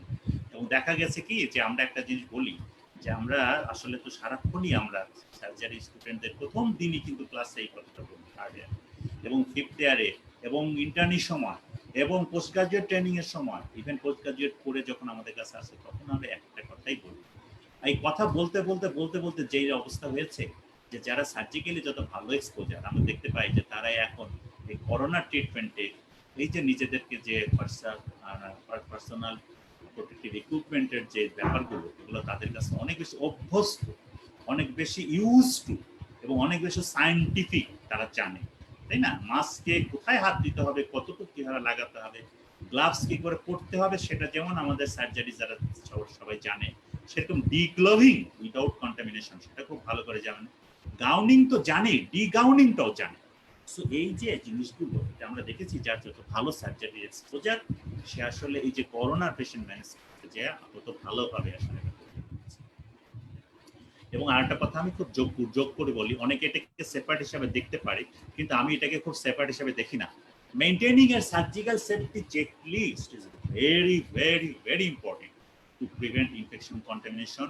এবং নট অনলি দ্যাট, আমি মনে করি যে আমরা এই যে করোনা সিচুয়েশনে সার্জারি করতে যে অনেক কিছু কম্প্রোমাইজ করি, কিন্তু এই জিনিসটা কখনোই কম্প্রোমাইজ করা উচিত না, যে to use the surgical safety checklist for each and every patient. এখন আরো বেশি এটা আমাদেরকে সতর্ক করতে হবে, আরো বেশি আমাদের এটাকে খেয়াল করতে হবে। কেন? কারণ আমরা যদি দেখি sign in, time out, sign out, এর প্রত্যেকটা ভিতরে অজস্র জিনিস আছে যেগুলো ডাইরেক্টলি রিলেটেড টু ইনফেকশন, যেগুলো directly related to patient safety. আমরাই কিন্তু প্রথম মানুষকে সতর্ক করে দিয়েছিলাম importance of pulse oximeter on patient. আমরা কিন্তু পালস অক্সিমিটারের কথা আজকে কিন্তু আর ডাক্তারদের বলতে হয় না। বাড়িতে যারা একটু সচেতন, যারা একটু মানে অ্যাফ্লুয়েন্ট, তারা ইনফেকশন হওয়ার, করোনা ভাইরাসের হওয়ার আগে কি কিনে, একটা পালস অক্সিমিটার কিনে রাখে, তাই না? কিন্তু আমরা কিন্তু এটাকে রুটিন হিসেবে দেখি প্রতিটা পেশেন্টের জন্য। কাজে আমাদের এই জিনিসটা আমাদের ইয়েতে আমি জাস্ট একটা ডিটেলস আর আলোচনায় গেলাম না, সবাই জানি। শুধু একটা কথাই এখানে মনে করে দেওয়ার জন্য, যে এই সার্জিক্যাল সেটের চেক লিস্ট যদি আমরা ফলো করি প্রতিটা প্রসিডিউরের সময়, তাহলে কিন্তু আমরা infection, not only surgical site infection, even এই যে করোনা রিলেটেড যে ইনফেকশন গুলো, সেটাও কিন্তু আমরা অনেকটা কমে। ঠিক আছে, এটা হচ্ছে আমাদের একটা নর্মাল সময়ের একটা সার্জিক্যাল প্রসিডিউর যদি আমরা বলি। কিন্তু এই নর্মাল সময়ের সার্জিক্যাল প্রসিডিউরটা কিন্তু এখন আমাদের একটু চেঞ্জ হয়েছে। একটা জিনিস যদি আমরা খেয়াল করি, যদি সেম জিনিসটা আমরা এখনো প্র্যাকটিস করি, তাহলে কি দাঁড়াচ্ছে? যেমন আমাদের দেখা যাচ্ছে যে আমাদের দু একজনের ভিতরে হয়তো আমরা এরকম করি যে হয়ে যায় যে আমরা যে সার্জিক্যাল মাস্কটা পরে অভ্যস্ত ছিলাম, এটা কিন্তু আসলে এখনকার ছবি না, এটা কিন্তু ছবিটা আগেকার নেয়া। এবং ন্যাচারালি দেখা যাচ্ছে কারোর N95 মাস্ক না। কিন্তু আমরা দেখতে পাচ্ছি যে শুধু যদি ওই প্র্যাকটিসটা আমরা কন্টিনিউ করি, তাহলে হয়তো ক্যাপটা আমাদের জন্য ঠিক আছে, হয়তো গাউনটাও কোনোভাবে হয়তো ডাবল গ্লাস করেও নিয়েছি, কিন্তু কতগুলো জিনিস এই চারজনের ভিতরে কিন্তু ডিস্টেন্সটা কোনোভাবেই মেনটেন হচ্ছে না। এবং আমরা এখন যেমন করোনাতে বলছি যে minimum number of personal involve in any operative procedure, দরকার অপারেশন টাইম দ্বিগুণ হোক, 3 গুণ, কিন্তু সার্জন এবং অ্যাসিস্ট্যান্ট একজন অ্যাসিস্ট্যান্ট অপারেশনে প্র্যাকটিস করতে হবে। আর কি করতে হবে? এই যে অসতর্ক অবস্থায় যদি আমাদের নাক থেকে মাস্কটা পড়ে যায়, এটা হয়তো নর্মাল টাইমে আমাদের জন্য অতটা আমরা এফেক্ট করবে না, কিন্তু এখন কিন্তু আমাদেরকে এটা খুবই বিশাল একটা প্রবলেম হিসেবে দেখা যাবে। সো আমি এটা বলবো যে নর্মাল টাইম থেকে আমরা এখন একটু মডিফাই করব, আরো একটু সতর্ক হয়ে যাব। ঠিক আছে, এখন যদি আমরা দেখি যে এইটা করোনার সময় এই একটা WHO একটা পিরামিড এটাকে খুব ভালো মতো শো করে, এটা আমরা সবাই অভ্যস্ত হয়ে গেছি, যে জেনেও গেছি আমরা যে অ্যাবাউট আমাদের 40% of the patient asymptomatic cases or they are very mild enough, luckily. এবং লাকিলি আমাদের হচ্ছে 40% না, আমার ধারণা আমাদের সেটা মোর দ্যান 40%। এবং আরেকটা লাকি যে আমাদের ইভেন সিমটোমেটিক কেসও যদি হয়, অর্থাৎ কাশি বা যদি আমাদের ফিভার নিয়ে আসে, সেটাও 40%, অর্থাৎ এই পেশেন্টগুলো তো তাদের আমরা মনে হয় এটা আমাদের আরো বেশি। আমাদের সিমটোমেটিক কেসে শুধুমাত্র ফিভার নিয়ে বা লো গ্রেড ফিভার নিয়ে কয়েকদিন সাফার করছে, এরকম আমরা অনেক করোনা পেশেন্ট দেখতে পাচ্ছি। সিভিয়ার কেস WHO যেটা বলছে যে অ্যাবাউট 15%, এটা আমাদের ক্ষেত্রে বোধহয় সেম মানে কাছাকাছি। এবং ডেথ আমরা এখনো একটু আমরা বলতে পারি আমরা এটাতে আমরা এখনো আমরা স্যাটিসফাইড না, কিন্তু এটা তো ঠিক যে এখন পর্যন্ত আজকে 4 মাস 5 মাস বাংলাদেশে এফেক্ট করার পরে 5 মাস চলতেছে, আমাদের ডেথ রেট কিন্তু আসলে 1.25, যেটা গ্লোবাল যে কোনো দেশের চেয়ে কিন্তু আসলে আমরা খুবই লাকি এই ক্ষেত্রে যে আমাদের কম। এখানে দুইটা জিনিস আমি একটু দেখানোর জন্য আসলে এই স্লাইডে দেখেছি যে চীনে কি হয়েছে। চীনে কিন্তু কেসেস ডিটেক্টেড ইন মেইনল্যান্ড চীন যদি আমরা দেখি, ওদের কিন্তু ওরা কেন এত সতর্ক হয়েছে, কারণ ওরা এই ডিজিজ সম্বন্ধে অভিজ্ঞতা ছিল না ম্যানেজমেন্ট করতে, মানে তারা জানতোই না কোনো কিছু করতে। কিন্তু লাকিলি তারা নিজেদের জীবন দিয়ে, কিছু ডাটা দিয়ে, কিছু পদ্ধতি সারা পৃথিবীকে শিখিয়ে দিয়েছে। ওটার রেজাল্টে কিন্তু আমরা দেখতে পাচ্ছি, যেটা আমি এই পাশে দেখাচ্ছি, কেস ডিটেক্টেড ইন্টারন্যাশনাল, আর ওখানে কেস ডিটেক্টেড ইন মেইনল্যান্ড চীন, মানে ওয়ানের যদি কথা বলি আমরা, ওয়ানের ডেথ এবং সিভিয়ার কেস কিন্তু প্রায় 70%-এর মতো ছিল, এবং 30% ছিল সিমটোমেটিক কেস। অ্যাসিমটোমেটিক কেসের একটা রেকর্ডও কিন্তু ওয়ানে ছিল না। বাট যত দিন যাচ্ছে তত আমরা দেখতে পাচ্ছি পিরামিডের বেসটা ব্রড হচ্ছে, এবং নাও আমরা কেস ডিটেক্টেড ইন্টারন্যাশনালে যদি বলি তাহলে এটা আস্তে আস্তে নিচে নামছে। এবং এখানে কিন্তু আমরা লাকি, আমাদের মনে হয় যে যদি বাংলাদেশের প্রেক্ষাপটে চিন্তা করি তাহলে ইন্টারন্যাশনালের চেয়ে আর একটু নিচে, অর্থাৎ আমাদের অ্যাসিমটোমেটিক কেসও প্রায় ওখানে যদি আমরা বলি তাহলে পিরামিডের অর্ধেক না। কাজেই অর্থাৎ যত আমরা এক্সপিরিয়েন্স শেয়ার করছি, যত আমাদের দিন যাচ্ছে, ভাইরাসের নেচার চেঞ্জ হচ্ছে, তত কিন্তু আসলে আমরা মোর অ্যাসিমটোমেটিক কেসের দিকে এবং মোর মাইল্ড সিমটম অথবা মিনিমাম সিমটম লাইক জাস্ট ফিভারের দিকে যাচ্ছে। এবং যেটা অনেকেই ডাব্লিউএইচও আরো সতর্ক করছে যে করোনা কখনোই বোধহয় শেষ হবে না, কিন্তু শেষ যদি নাও হয় তবে একটা পর্যায়ে বোধহয় আমরা আজকে 6 মাসের মধ্যেই যদি এই রেজাল্টটা পাই, 1 বছরের মধ্যে যদি আমরা হয়তো দেখবো যে ওই যে কেস ডিটেক্টেড ইন্টারন্যাশনালি, এটা কিন্তু আসলে একদম পিরামিডের বেজের দিকে চলে আসছে, এবং বেজটা কিন্তু ওয়াইডেন হবে। এটা হচ্ছে আমাদের মনে হয় সায়েন্টিফিক যদি এক্সপ্লেনেশন বলি তাহলে এটাই হচ্ছে আমাদের আমরা বলি আমাদের ফিউচারটা। এখন ডাব্লিউএইচও কতগুলো সলিউশনের কথা কিন্তু আমরা বলেছি। সলিউশনে কি কি বলেছে আমরা জানি, এটা WHO universal solution for corona প্রিভেনশনের জন্য বা সার্জিক্যাল সাইট ইনফেকশনের জন্য। Active infection prevention and control programme, যেটা আমরা বারবার বলেছি ওদেরকে, যে রোগীকে আইসোলেশন, রুমের ভিতরে রাখা, এই যে কথাগুলো, এই অ্যাক্টিভ ইনফেকশন প্রিভেনশনটা খুব important. Use clean practices and aseptics for intervention, যেমন এখন তো অনেক জায়গায় আলোচনা হচ্ছে, অনেক জায়গায় আমরা বলছি, কি বলছি যে এর ভিতর দিয়ে যদি আমরা মানব জাতি যদি আমরা personal hygiene, social hygiene, family hygiene, national hygiene, global hygiene, এই জিনিসগুলোর প্রতি যদি আমরা সতর্ক হই, তাহলে মানব জাতির জন্য শুধু এই ভাইরাস না, যে কোনো ইনফেকশনের সোর্সকে আমরা কিন্তু রুখে দিতে পারবো, বা প্রথম দিকেই আমরা ওটাকে প্রিভেন্ট করতে পারবো। সেই জন্য ক্লিন প্র্যাকটিসটা আমাদের শিখে নিতে হবে এর উপর, এই করোনার এই প্যান্ডেমিকের সময় থেকে। প্র্যাকটিস হ্যান্ড হাইজিন, ডাব্লিউএইচও শুধু ক্লিন প্র্যাকটিসের কথা বলছে না, practice hand hygiene, frequent hand hygiene. এটা কিন্তু শুধু করোনাকে টার্গেট করে তারা বলছে, কিন্তু এটা করলে তো আমাদের কারোরই ক্ষতি নাই, সেটা সার্স হোক, মার্স হোক, সেটা ইবোলা হোক, সেটা আমাদের ইভেন আমাদের যদি বলি ডেঙ্গু হোক, ডেঙ্গুতে কিন্তু স্টিক অপারেশন যতগুলো কথা বলতেছে, এই ক্লিন প্র্যাকটিস আর হ্যান্ড হাইজিন বা এইসব কথাই কিন্তু বেশি তাদের ভিতরে আসে। Have enough staff, a clean and hygienic environment, and don't overcrowd healthcare facilities. যতটুকু আমাদের দরকার, যেখানে দরকার ততটুকু আমরা ইউজ করব। Monitor any infection and make action plans to reduce their frequency. তাহলে কি হবে আমাদের, আমরা ওভার এনথুসিয়াস্টিক ট্রিটমেন্ট দিব না, আমরা ড্রাগ রেজিস্ট্যান্সের পরিমাণ কমিয়ে আনতে পারবো, আমরা burden of health care facilities, আজকে গ্লাভস কেনার টাকা নাই কেন, ওষুধ কিনতে হচ্ছে, আজকে স্যানিটাইজার কেনার টাকা নাই কেন, তাকে স্টেরয়েড কিনতে হচ্ছে, অথবা প্লাজমা পেছনে দৌড়াতে হচ্ছে, তাই না? নেভার রিউজ নিডলস অ্যান্ড সিরিঞ্জের, তাহলে এই যে নেভার রিউজ, আমরা সার্জিক্যাল সাইট ইনফেকশনের জন্য আমরা নিডল অ্যান্ড সিরিঞ্জকে রিউজ করতে না করি, আর আমরা যদি করোনা মাথায় রেখে এইটাকেই মডিফাই করি, never reuse your gloves, never reuse your mask, especially surgical mask, never reuse your caps or coverall, তাহলে আমরা ওইভাবে জাস্ট রিউজের কষ্ট যদি আমরা কমিয়ে দিতে পারি। Only dispense antibiotics when truly needed to reduce the risk of resistance. আমরা দেখেছি আমাদের ইউটিউবে, ফেসবুকে বা ইয়েতে, আমাদের অনেক শিক্ষক, অনেকে শ্রদ্ধেয় শিক্ষক, তারা ফ্রম দ্য ভেরি ফার্স্ট ডেতে কিন্তু করোনা ট্রিটমেন্টে এই অ্যান্টিবায়োটিক স্টার্ট করেছেন, কেউ ডক্সিসাইক্লিন স্টার্ট করেন, কেউ মেরোপেনাম স্টার্ট করেন। সো এই যে অ্যান্টিবায়োটিক, এই অ্যান্টিবায়োটিকগুলো আমাদের আসলে, আমি প্রায় শেষের দিকে চলে আসছি, আমার খুব বেশি আর আলোচনার ইয়ে নেই। দেখেন যে এই যে একটা ছবি যদি আমরা দেখি, তাহলে এই ছবিতে কিন্তু খুব ক্লিয়ারলি বুঝে যায় যে আসলে আমাদের কি করা উচিত আর আমরা কি করছি, এবং আমরা যে কি করছি একটা মানুষের কোনো ভ্রুক্ষেপ নাই। আজকে একটা স্টাডি আমি দেখলাম, এটা কলকাতাতে করেছে, পশ্চিমবঙ্গের কলকাতায়।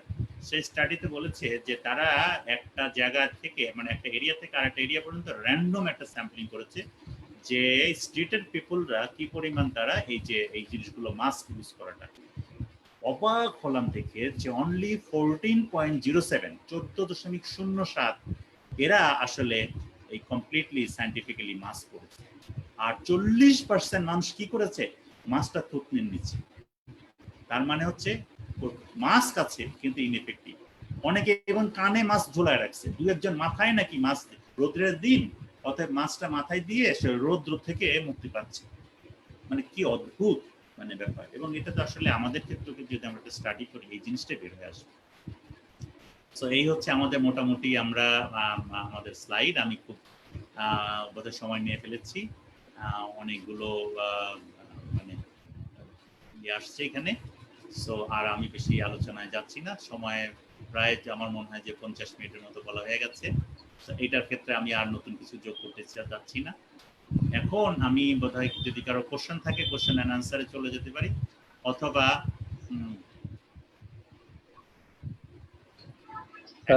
আমি রাদওয়ানের একটা কোশ্চেন, আমি কোশ্চেন যাব এখন সামি নাকি পরে যাব?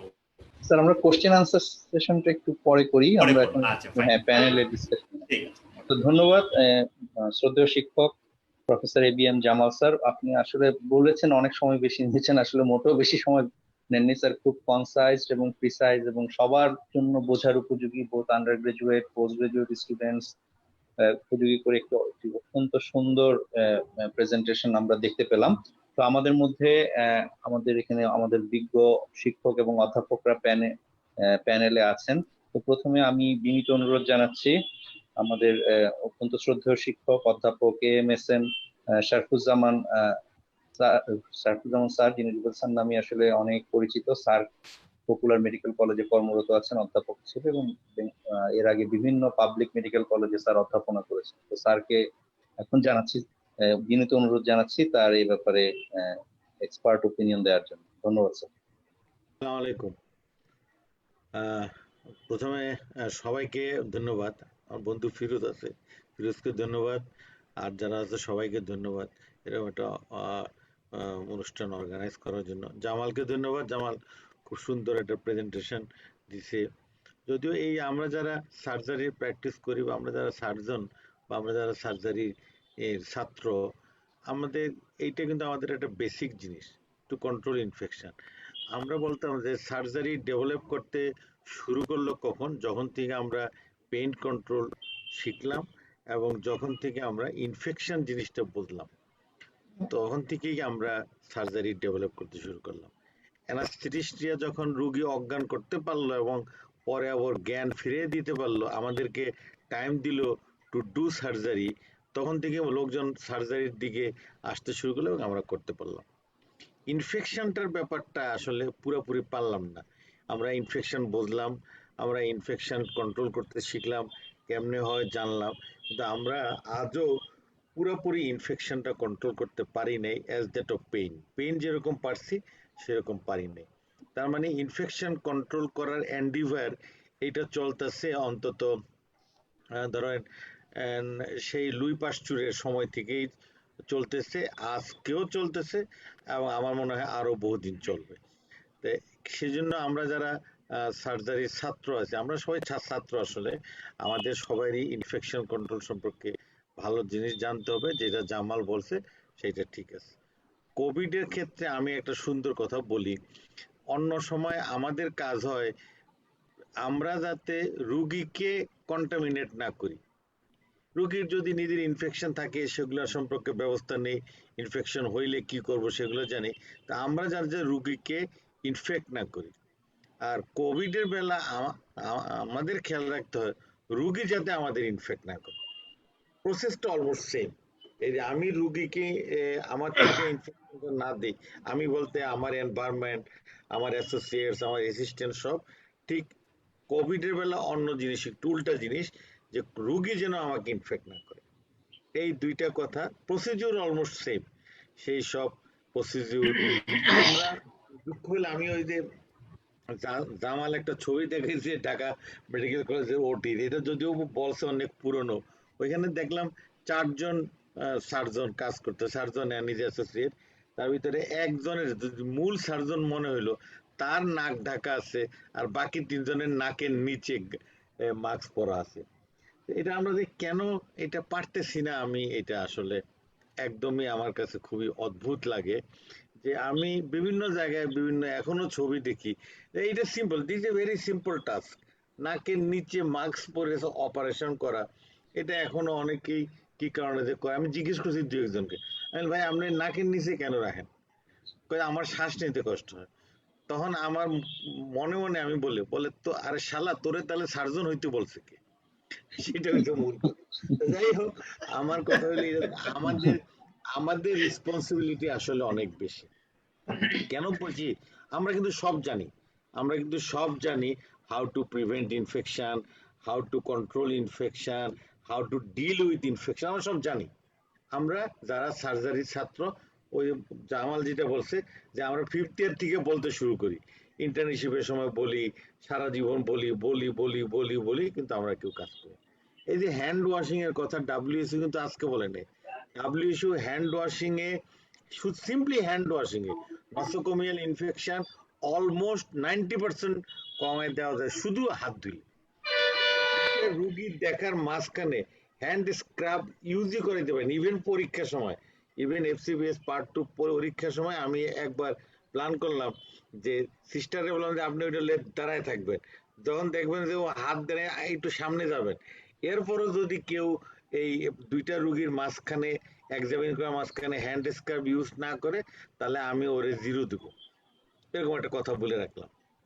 আমরা আসলে কোনোভাবেই অভ্যাস করতে পারতেছি না, এবং আমি মনে করি এই জন্য আমাদের আমি সমস্ত কিছুর জন্য দায়িত্ব আমি নিতে চাই, আমরা নিতে চাই। কারণটা কি, রুগী তো আমার কাছে আসছে, সে রোগ হয়েছে, অপারেশন করে ভালো হয়ে যাবে।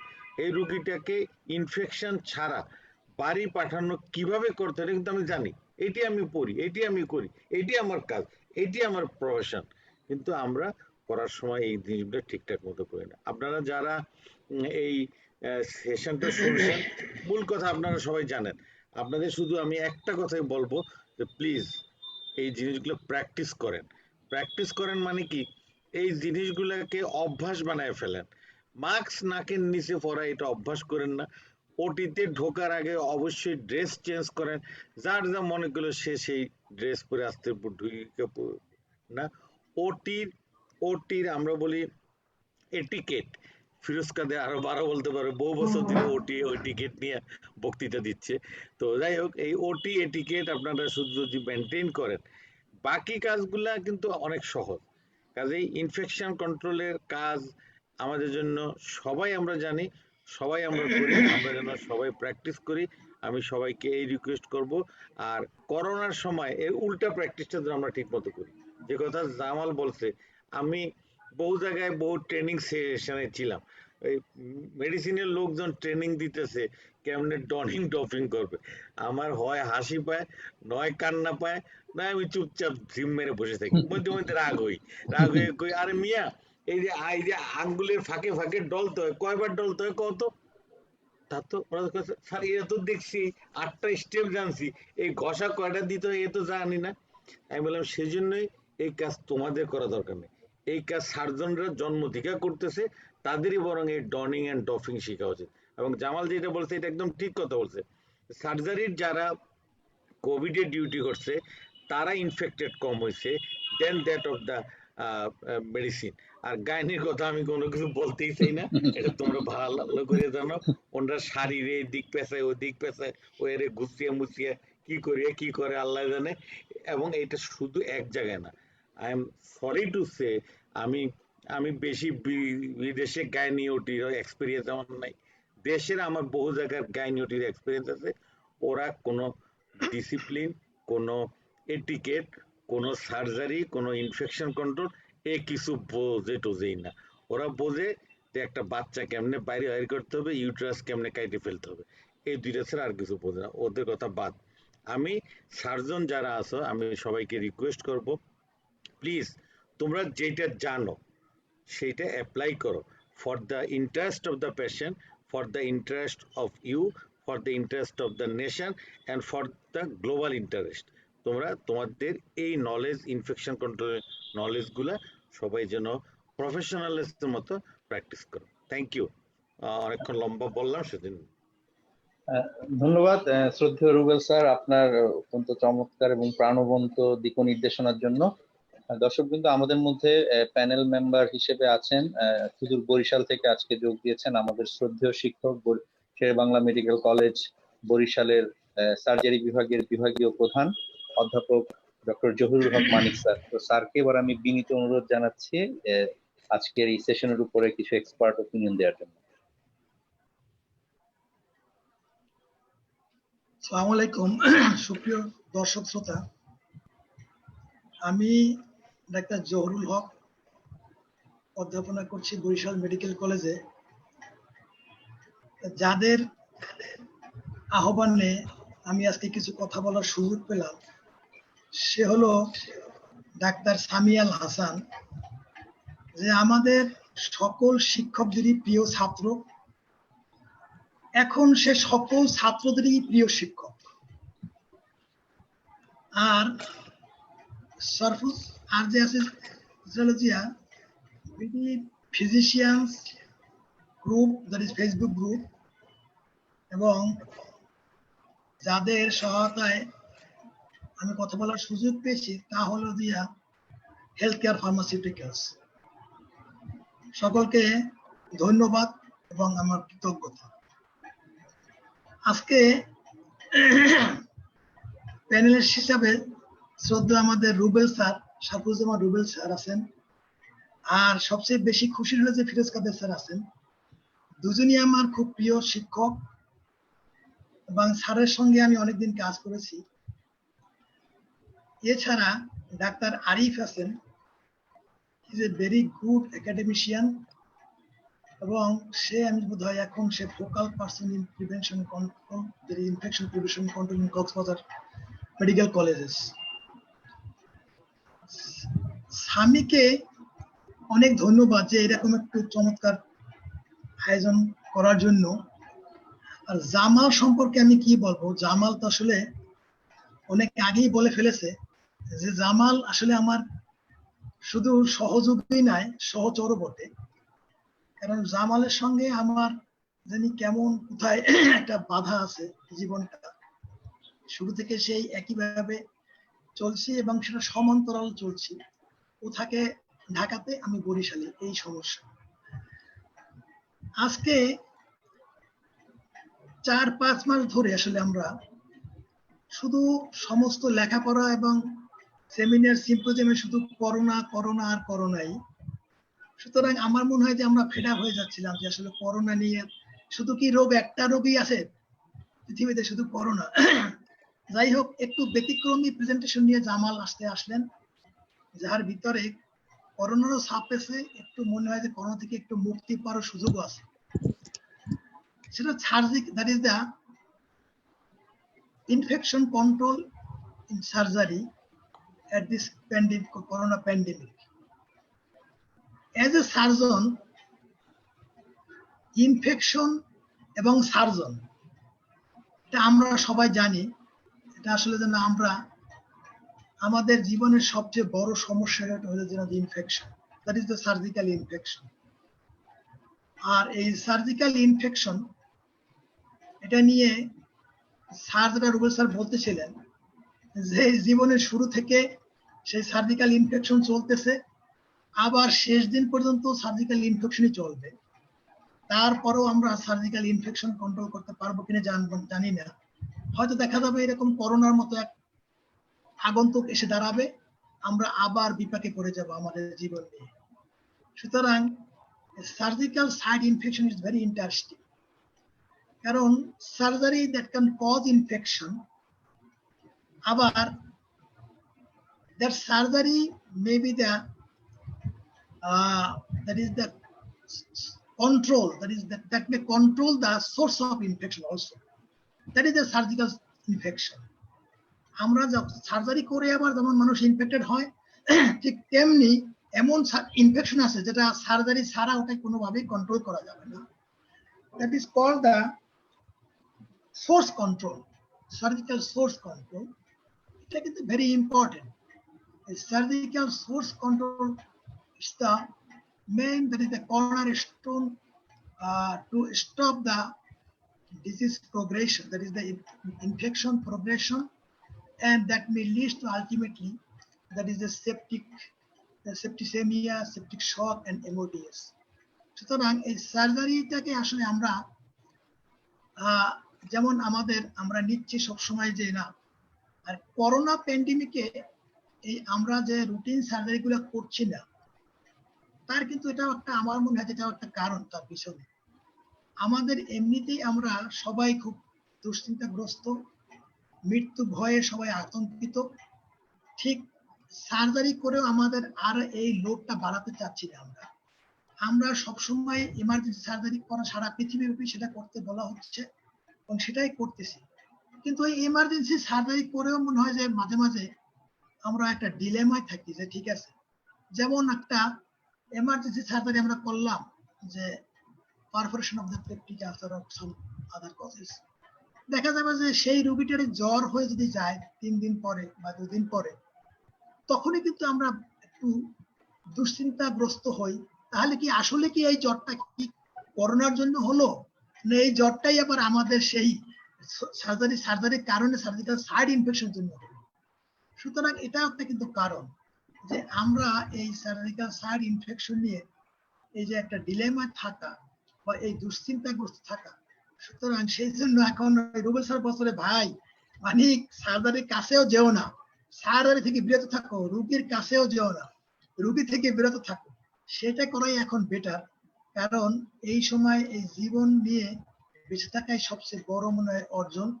যাই হোক, জামালকে বলছি আবার যে I must congratulate Jamal for a very fantastic presentation. He has covered every corners, that means every pros and cons of the surgical site infection and surgical infection. He has shown all the there is IPC program and how to prevent that infection. So Jamal has covered every corners, so I have nothing to say more than that. আবারও আমরা দেখছি যে আসলেই আমরা surgical site infection বা that is the বিশেষ করে যেটা that is health care associated infection, যেটা সেটি নিয়ে আমরা বেশি এখন দুশ্চিন্তাগ্রস্ত। কারণ এই ইনফেকশনটা শুধু আমাদের ব্যাকটেরিয়াল ইনফেকশন না, এই ইনফেকশন যে আমাদের ভাইরাল হয়, সেই ভাইরাল ইনফেকশনই আমরা সবচেয়ে বেশি এখন আতঙ্কগ্রস্ত। এটা দিয়ে যে আমরা যখন ইনফেক্টেড হতে পারি, ইভেন আমাদের নিয়ে আবার রোগীরা ইনফেক্টেড হতে পারে। সুতরাং আমরা যদি সেই আইপিসি প্রোগ্রামে সবকিছু ফলো করতে পারি এবং আমরা সবকিছু মেনে চলতে পারি, তাহলে আমরা we can only prevent the infection. আর যেটা বস দেখেন, আমার মনে হয় কি আমরা জানি সবাই যে hand washing is a very simple act, but that can grow in a very big changes.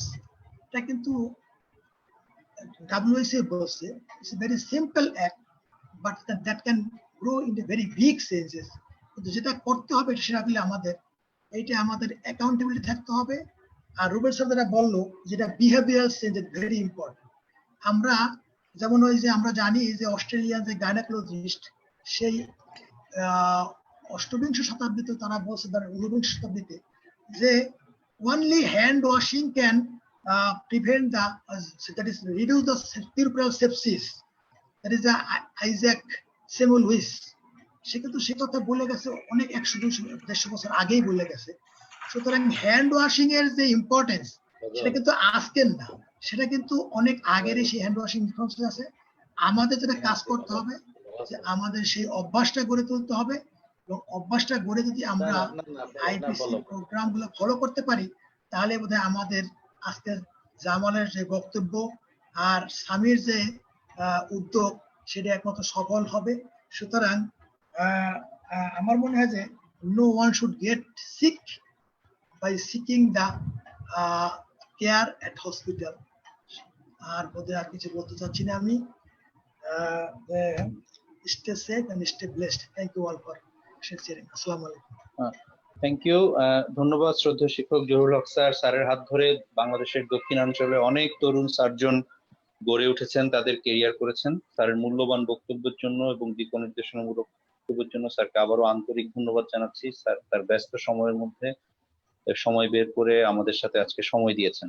তো আমাদের প্যানেলিস্ট হিসেবে সুদূর কক্সবাজার থেকে আজকে যোগদান করেছেন ঢাকা মেডিকেল কলেজের K52 ব্যাচের কৃতি ছাত্র ডক্টর আরিফ হোসেন। উনি সহকারী অধ্যাপক হিসেবে কাজ করছেন এবং তার থেকে একটা বড় পরিচয় হচ্ছে ডক্টর আরিফ কক্সবাজার মেডিকেল কলেজের ইনফেকশন প্রিভেনশন কমিটির ফোকাল পার্সন হিসেবে অনেকদিন যাবত কাজ করছেন এবং আরিফ ভাই মাঝে মাঝেই তার ইনফেকশন প্রিভেনশনের যে স্ট্র্যাটেজি বা তার কর্মকাণ্ড নিয়ে আমার সাথে শেয়ার করতেন। এটা করোনার কিন্তু অনেক আগে, এবং উনি তখন বলতেন যে এটা খুব গুরুত্বপূর্ণ ইনফেকশন প্রিভেনশন কমিটি গুলিকে অ্যাক্টিভেট করা হসপিটালে। তখন হয়তো অতটা গুরুত্ব আমিও বুঝতাম না, কিন্তু এখন আমি বুঝি যে আরিফ ভাইয়ের সেই কথাটার গুরুত্ব কতটুকু। তো আমি এখন আরিফ ভাইকে অনুরোধ করছি এ ব্যাপারে আজকের এই টপিকসের উপরে কিছু বলার জন্য, এবং বিশেষ করে আইপিসির ব্যাপারে একটু আমাদেরকে আলোকপাত করার জন্য। আরিফ ভাই। আরিফ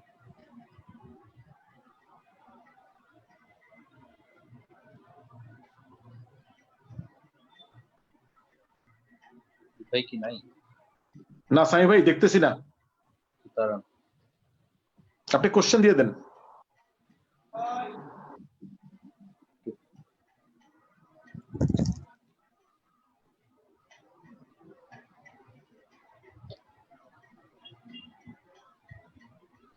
আরিফ ভাই, হ্যালো, কোথায় কোথায় আপনি?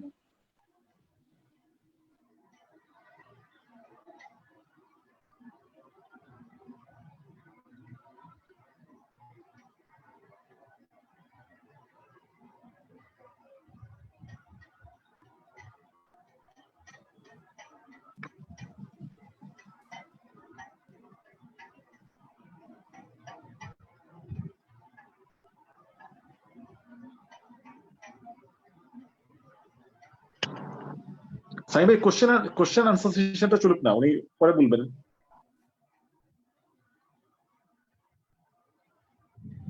হ্যাঁ, আমরা একটু কোশ্চেনে চলে যাই।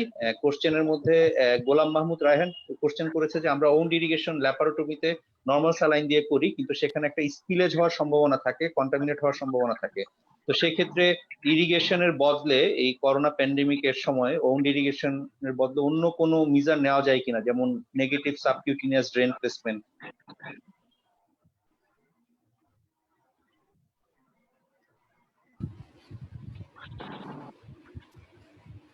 হ্যালো, হ্যাঁ রুবেল স্যার, জি রুবেল স্যার আপনি ইয়ে করেন? হ্যাঁ হ্যাঁ হ্যাঁ আমি করছি। আমি বলতে চাচ্ছি যেমন উন্ড ইরিগেশন মানে যেমন আগে আগে কিন্তু আমাদের বুঝতে হবে যে এটা কি ক্লিন উন্ড, এটা কি ক্লিন কন্টামিনেটেড উন্ড নাকি কন্টামিনেটেড না ডার্টি উন্ড। যদি উন্ড ইরিগেশন, একটা ক্লিন উন্ডে উন্ড ইরিগেট করতে যাওয়া মানে কিন্তু আরো বেশি ইনফেকশনকে দুই পাশ থেকে নিয়ে আসা। কাজে এটা একটু বুঝে ইরিগেশন করতে হবে। ইরিগেশন কখন দরকার এই সম্পর্কে আমি জামালের কিছু বক্তব্য চাচ্ছি, যেহেতু সে প্রেজেন্ট করছে উন্ড ইরিগেশন সম্পর্কে জামালের মন্তব্য একটু শুনতে চাচ্ছি। হ্যাঁ, থ্যাংক ইউ রুবেল ভাই। আমি তো মুগ্ধ হয়ে তাকিয়ে দেখতেছিলাম আপনি কি বরিশালে চলে গেছেন কিনা, পিছনে নারকেল গাছ পানি পিছনে কিন্তু স্যারের পিছনে কিন্তু কীর্তন খোলা। তাই মনে হচ্ছে সেটাই। আর ফিরোজ কাদের স্যার মনে একটু স্যার মনে ফিরোজ কাদের স্যার একটু ঈর্ষান্বিত যে বরিশালে চলে গেল কিনা। আচ্ছা, যাই হোক, যে চমৎকার একটা প্রশ্ন আসলে, যে আপনি তো আসলে অ্যান্সারটা যেটা দিয়েছেন জিস্ট হচ্ছে ওইটাই, সামারি হচ্ছে ওইটাই, যে আমরা ইরিগেশনের যখন প্রয়োজন তখন তো আমাদের করতেই হবে। শুধু মাথায় রাখলেই হবে যে ইরিগেশনটা করতে যে আমি আমার নিজের রিস্কটা বাড়িয়ে দিচ্ছি কিনা, ঠিক আছে। এখন ইরিগেশনটা কার জন্য প্রয়োজন? পেশেন্টের জন্য। তবে অনেক সময় আমরা একটা জিনিস যে যেমন আমরা যদি বলি যে ওই যে আমি যেটা বললাম যে লুজ বডি বা স্মল পার্টিকেলস, এগুলো যদি আমরা মনে করি যে আছে, তো ইরিগেশন না করে তো পেশেন্টের আমি হয়তো বেঁচে গেলাম ইরিগেশন ইনডিউস ভাইরাস চান্স থেকে, কিন্তু পেশেন্টের তো ক্ষতি হয়ে গেল। ওইটা একটু খেয়াল করতে হবে। যেটা হচ্ছে উনি যেটা মানে গ্রসলি বললেন সেটা হচ্ছে যে যদি চান্স থাকে, যদি আমি দেখি যে হ্যাঁ খুব গ্রস ইয়ে হচ্ছে, যেমন একটা হেমিকোলেক্টমি, প্রচুর টিস্যু হ্যান্ডলিং হয়, তাই না? হেমিকোলেক্টমিতে প্রচুর মোবিলাইজেশন হয়, সেখানে কিন্তু clotted blood, foreign particle, loose body, ঠিক আছে, এইগুলো অনেক কিছু থেকে যাওয়ার সম্ভাবনা থাকে। তো সেখানে যদি আমি ওই জায়গাটা মিটিগেশন দিই তাহলে কিন্তু খুব বেশি ক্ষতিকর না। তবে ওই যে এটা খেয়াল রাখতে হবে যেটা করতে যে আমি আমার নিজেকে আবার ইয়ে করে দিচ্ছি কিনা। আর এটা ড্রেনের তো অ্যাডভান্টেজ ডিসঅ্যাডভান্টেজ দুটোই আছে। ড্রেনটা আমরা বলেছি যে ড্রেন কেন, যে কোনো টিউবই আসলে কিন্তু ডেঞ্জারাস যদি সেটা আমরা ম্যাল হ্যান্ডলিং করি, যেটা জুডিশিয়াস যদি আমরা না দিই।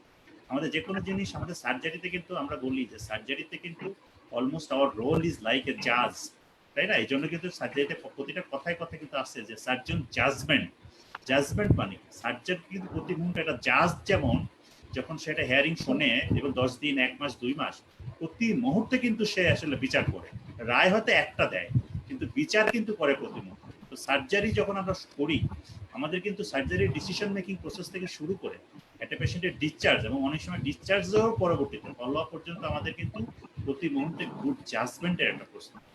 এইটা আমি বলবো যে সার্জনদের যেন জাজমেন্টটা থাকে এভরি স্টেপ, আমি দিব কি দিব না, করবো কি করবো না, যাবো কি যাবো না, এই কথাগুলো তার খুব ইম্পর্টেন্ট। ধন্যবাদ।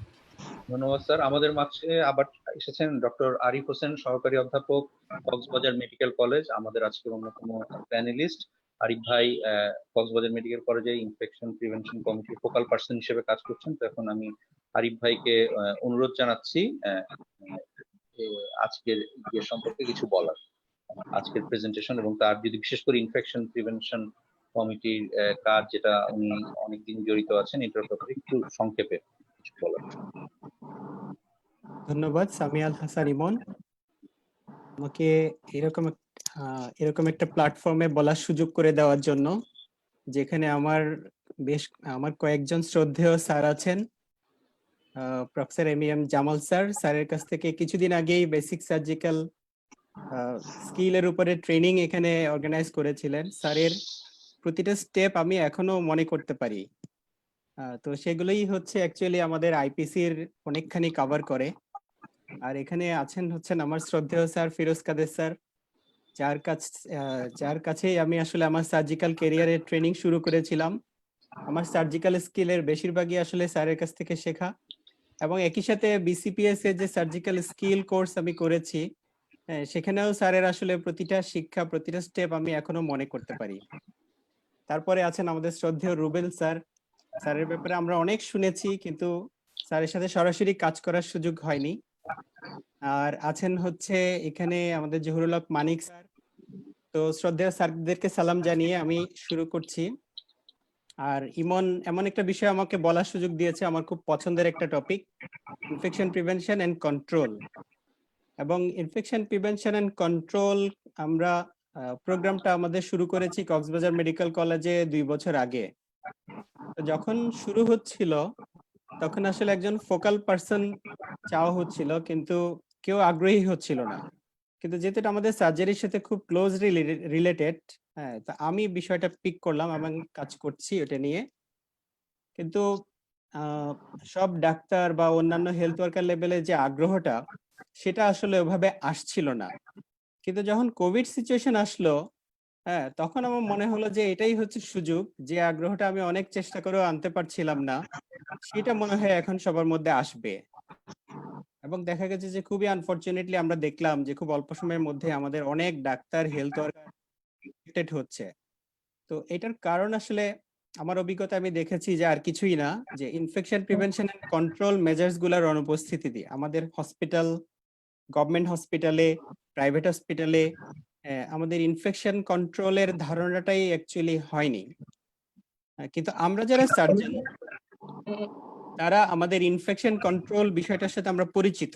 আমরা যে সার্জিক্যাল অ্যাসেপসিস, আমাদের যে বেসিক সার্জিক্যাল ট্রেনিং, এগুলোর মধ্যে আইপিসির অনেকখানি কভার করে, কিন্তু ইন প্র্যাকটিস আমরা আসলে বিষয়গুলো সেভাবে করি না। কারণ আমরা সবকিছুই জানি, কিন্তু তারপর অনেক সময় আমরা প্র্যাকটিস করি না। তো এইখানেই হচ্ছে সমস্যাটা, যে আমরা জানি যে এই জিনিসগুলো খুবই প্রয়োজন, হ্যাঁ, কিন্তু তারপরেও আমাদের মোটিভেশনের অভাবে হোক, আমাদের অর্গানাইজেশনাল স্ট্রাকচারের কারণে হোক, আমাদের করা হয় না। তো WHO যে ইনফেকশন কন্ট্রোল নিয়ে যে পেপারটা রিলিজ করেছে, প্রথমে 5টা পয়েন্টের উপরে জোর দিয়েছে। তার মধ্যে 1 নম্বর পয়েন্ট ছিল হচ্ছে applying standard precautions for all patients. এই স্ট্যান্ডার্ড প্রিকশন কিন্তু আমাদের কাছে নতুন কিছু না। Standard precaution is considering every patient as potentially infectious, এবং এই ধরে নিয়ে প্রতিটা পেশেন্টকে ডিল করতে গেলে আমাদের আইপিসির যে 8টা বেসিক কম্পোনেন্টস, এগুলো প্রতিটাই কিন্তু ফলো করতে হয়। যেমন হ্যান্ড হাইজিন আমাদেরকে অবশ্যই 5টা ইন্ডিকেশনে, পেশেন্ট টাচ করার আগে, পেশেন্ট টাচ করার পরে, পেশেন্টের সারাউন্ডিং টাচ করার পরে, এবং বিফোর এনি অ্যাসেপটিক প্রসিডিউর, এবং before possible exposure two, after possible exposure two body fluid, সব ক্ষেত্রেই কিন্তু আমাদের করতে হয়। এরপর হচ্ছে রেসপিরেটরি হাইজিন। এটা এরকম একটা যেটা ড্রপলেটের মাধ্যমে ছড়ায়, সেটার ক্ষেত্রে কিন্তু আমাদের মোস্ট এসেনশিয়াল রেসপিরেটরি হাইজিনটা মেনটেন করা এবং কাফ এটিকেট মেনটেন করা। 3 নম্বরে হচ্ছে পার্সোনাল প্রোটেক্টিভ ইকুইপমেন্ট। এই পার্সোনাল প্রোটেক্টিভ ইকুইপমেন্ট নিয়েও আমরা দেখলাম যে যা কিছু হলো, পার্সোনাল প্রোটেক্টিভ ইকুইপমেন্টটাকে আমরা মনে করছি যে আইপিসির মনে হয় সবকিছু, যে এটা পড়লেই মনে হয় আমরা প্রোটেক্টেড হয়ে গেলাম। বাট এটা হচ্ছে অনলি একটা কম্পোনেন্ট 8টা কম্পোনেন্টের। এটা আমরা যদি ফলো করিও, আমাদের আরো 7টা ওয়ে আছে যেগুলো দিয়ে ইনফেকশন ইন্ট্রোডিউস করে যেতে পারে। আবার সেটার মধ্যে আমাদের দেখা যায় যে পিপির আমাদের কোয়ালিটি ঠিক নাই, আমরা এটা ডনিং ডফিং এর বিষয়গুলো ভালো করে অ্যাডপ্ট করছি না। এরপরে 4 নম্বরে যদি আমরা বলি যে সেটা হচ্ছে শার্প ইনজুরি প্রিভেনশন এবং শার্প ম্যানেজমেন্ট, সেটাও খুব মোস্ট এসেনশিয়াল। এরপর হচ্ছে এনভায়রনমেন্টাল ক্লিনিং, তারপরে disinfection and sterilisation of the patient care equipments, linen management, wash management, এগুলো সবগুলোই কিন্তু খুবই ইম্পর্টেন্ট। এগুলো স্ট্যান্ডার্ড প্রিকশনের 8টা পার্ট হিসেবে আমাদের সব ক্ষেত্রেই ফলো করা উচিত। বাট আমরা এটা আমাদের প্র্যাকটিসে এটা নাই। কিন্তু ডব্লিউএইচওর যে ইমপ্লিমেন্টেশন ম্যানুয়াল, সেটা যদি আমরা দেখি, এবং এগুলো কিন্তু অ্যাকচুয়ালি আমরা শুধু ব্যক্তিগত পর্যায়ে এগুলো করলে এগুলো ফলো করা সম্ভব না। এগুলোর জন্য ম্যানেজমেন্ট ইনস্টিটিউশনাল প্র্যাকটিসের প্রয়োজন হয়, যেটা আমাদের গভর্নমেন্ট থেকে একটা পলিসি নিতে হবে, গভর্নমেন্ট থেকে একটা গাইডলাইন দিতে হবে, এবং গভর্নমেন্ট থেকে যে এনভায়রনমেন্টটাকে তৈরি করার জন্য প্রপার ওয়ার্কলোড, প্রপার স্টাফিং এবং proper logistic supply, proper training, এগুলো সব কিন্তু গভর্নমেন্টের থেকে প্রোভাইড করতে হবে। তো এগুলো না করাতে আমরা অনেকের ইচ্ছা থাকা সত্ত্বেও আমরা অনেক জায়গায় এগুলো ফলো করতে পারছি না। কাজে এখন এই প্রয়োজনটা সামনে চলে আসছে যে গভর্নমেন্ট আমাদের গভর্নমেন্ট হসপিটালগুলোতে আইপিসি প্রোগ্রামটা নিবে কিনা, প্রাইভেট হসপিটালগুলোতে আইপিসি প্রোগ্রামটা স্টাবলিশ করবে কিনা, এবং এটার জন্য প্রপারলি ফান্ডিং করবে কিনা, এবং আমাদের চেম্বার প্রেমিসিসেও আমরা এটা ফলো করব কিনা, এই প্রশ্নটা এখন সামনে চলে আসছে। কারণ কোভিড 2-3 মাসে বা 2-3 বছরে যাবে না, এবং আমরাও এরকম প্র্যাকটিস বন্ধ করে দিনের পর দিন থাকতে পারবো না। আমাদেরকেও প্র্যাকটিস শুরু করতে হবে। কাজে আমাদের চেম্বার প্রেমিসিসে আমাদের এগুলো শুরু করতে হবে। আমরা যে প্রাইভেট হসপিটালে কাজ করি, সেখানে আমাদেরকে প্রেসার দিতে হবে, তাদেরকে প্রয়োজনে সবগুলো সোসাইটি একযোগে আমাদের আওয়াজ তুলতে হবে যে সবগুলো জায়গায় আমাদেরকে ইনফেকশন কন্ট্রোল মেজার্স গুলো অবশ্যই অ্যাপ্লাই করতে হবে। তার জন্য আমাদেরকে যে একটা গুড অ্যামাউন্ট খরচ করতে হবে, এবং এই অ্যামাউন্টটাকে বাজে খরচ মনে করলে হবে না, এটা মোস্ট এসেনশিয়াল। এবং গভর্নমেন্টকেও আমাদের এই পলিসিটা নিতে হবে, নিয়ে এবং প্রত্যেকটা জায়গায় এটা ইমপ্লিমেন্ট করতে হবে। আমরা ইমপ্লিমেন্ট করতে গিয়ে দেখেছি যে এটার জন্য প্রচুর ম্যান পাওয়ার দরকার। আমাদের হসপিটালগুলোতে অ্যাকচুয়ালি ক্লিনারই ছিল না। আমাদের একটা এনজিও সাপোর্ট নিয়ে আমরা শুরু করেছি, এমএসএফ বেলজিয়াম। তারা আমাদেরকে শুরুতেই 50 জন ক্লিনিং স্টাফ প্রোভাইড করেছে, যাদের বেতন তারা এখনো কন্টিনিউ করে যাচ্ছে, এবং তাদেরকে সুপারভাইজ করার জন্য একটা সুপারভাইজিং মেকানিজম আমরা তৈরি করেছি। এবং আমরা প্রতিটা ওয়ার্ডে ওয়ার্ডে একজন করে ইনফেকশন কন্ট্রোল নার্স এন্টাইটেল করেছি, যাকে আমরা বলছি আইপিসি লিংক নার্স। তারা ওই ওয়ার্ডের ইনফেকশন কন্ট্রোলের বিষয়গুলো দেখে, এবং একটা আইপিসি কমিটি আমাদের তখন থেকে ফরমেশন হয়ে প্রতি মাসে আমরা মিটিং, এবং আইপিসি লিংক নার্স নিয়েও আমরা প্রতি মাসে মিটিং করি, যেখানে আইপিসি অ্যাক্টিভিটি গুলো আমরা ওখান থেকে সলভ করি বিভিন্ন প্রবলেম গুলো। এবং আমাদের হ্যান্ড ওয়াশিং স্টেশন ছিল না, আমাদের ওয়ার্ডে ওয়ার্ডে হ্যান্ড ওয়াশিং স্টেশন এবং হ্যান্ড হাইজিন রিকোয়ারমেন্টস গুলো সাপ্লাই দেওয়া হয়েছে। তারপরে ক্লিনিং এর জন্য ক্লিনারদেরকে ট্রেন আপ করা হয়েছে, এবং তাদেরকে ক্লিনিং ম্যাটেরিয়াল সাপ্লাই দেওয়া হয়েছে। এবং এগুলো আবার আমাদের প্রত্যেকটা ওয়ার্ডে ওয়ার্ডে অবজারভেশন টুল, একটা অবজারভেশন এবং অডিট এবং মনিটরিং, এগুলোও করা হচ্ছে। তো এটা একটা ইমপ্লিমেন্টেশন মডেল হতে পারে কক্সবাজারের, এটা যে আমাদের গভর্নমেন্ট হসপিটালগুলোতে যদি এটা চালু করতে চায় গভর্নমেন্ট। তো সেজন্য আমি খুবই সংক্ষেপে আমাদের সোসাইটি অফ সার্জনসের একটা ওয়েবিনারে আমি এটা প্রেজেন্ট করেছিলাম। এটা নিয়ে আমি দীর্ঘদিন কাজ করছি। মাঝে মাঝে আমার মনে হয় যে আমি সার্জন, আমি সার্জারিতে না আরো সময় না দিয়ে আমি এই কাজটাকে ঠিক করছি কিনা।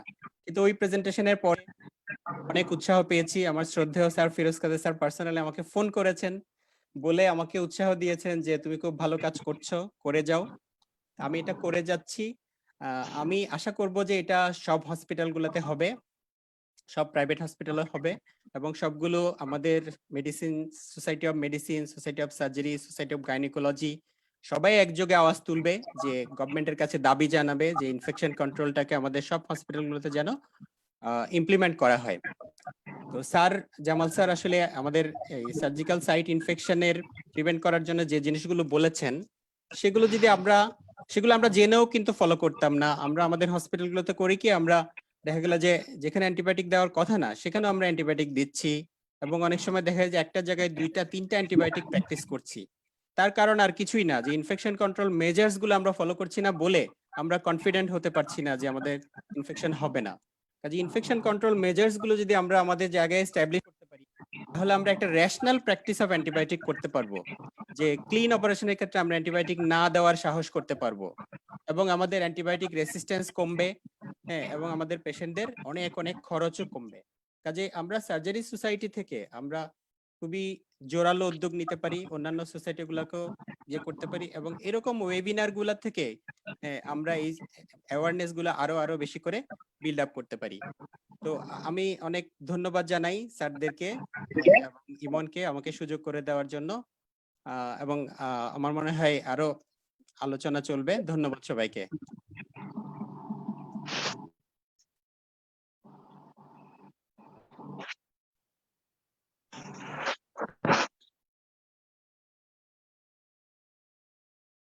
ইমন, সামি ভাই আপনার একটু অন করেন প্লিজ। স্যার আমাদের একজন লাইভ কোশ্চেন আছে, ডাক্তার সুমিত পুরকায়স্থ, উনি সার্জারি ট্রেনি। ডাক্তার সুমিত,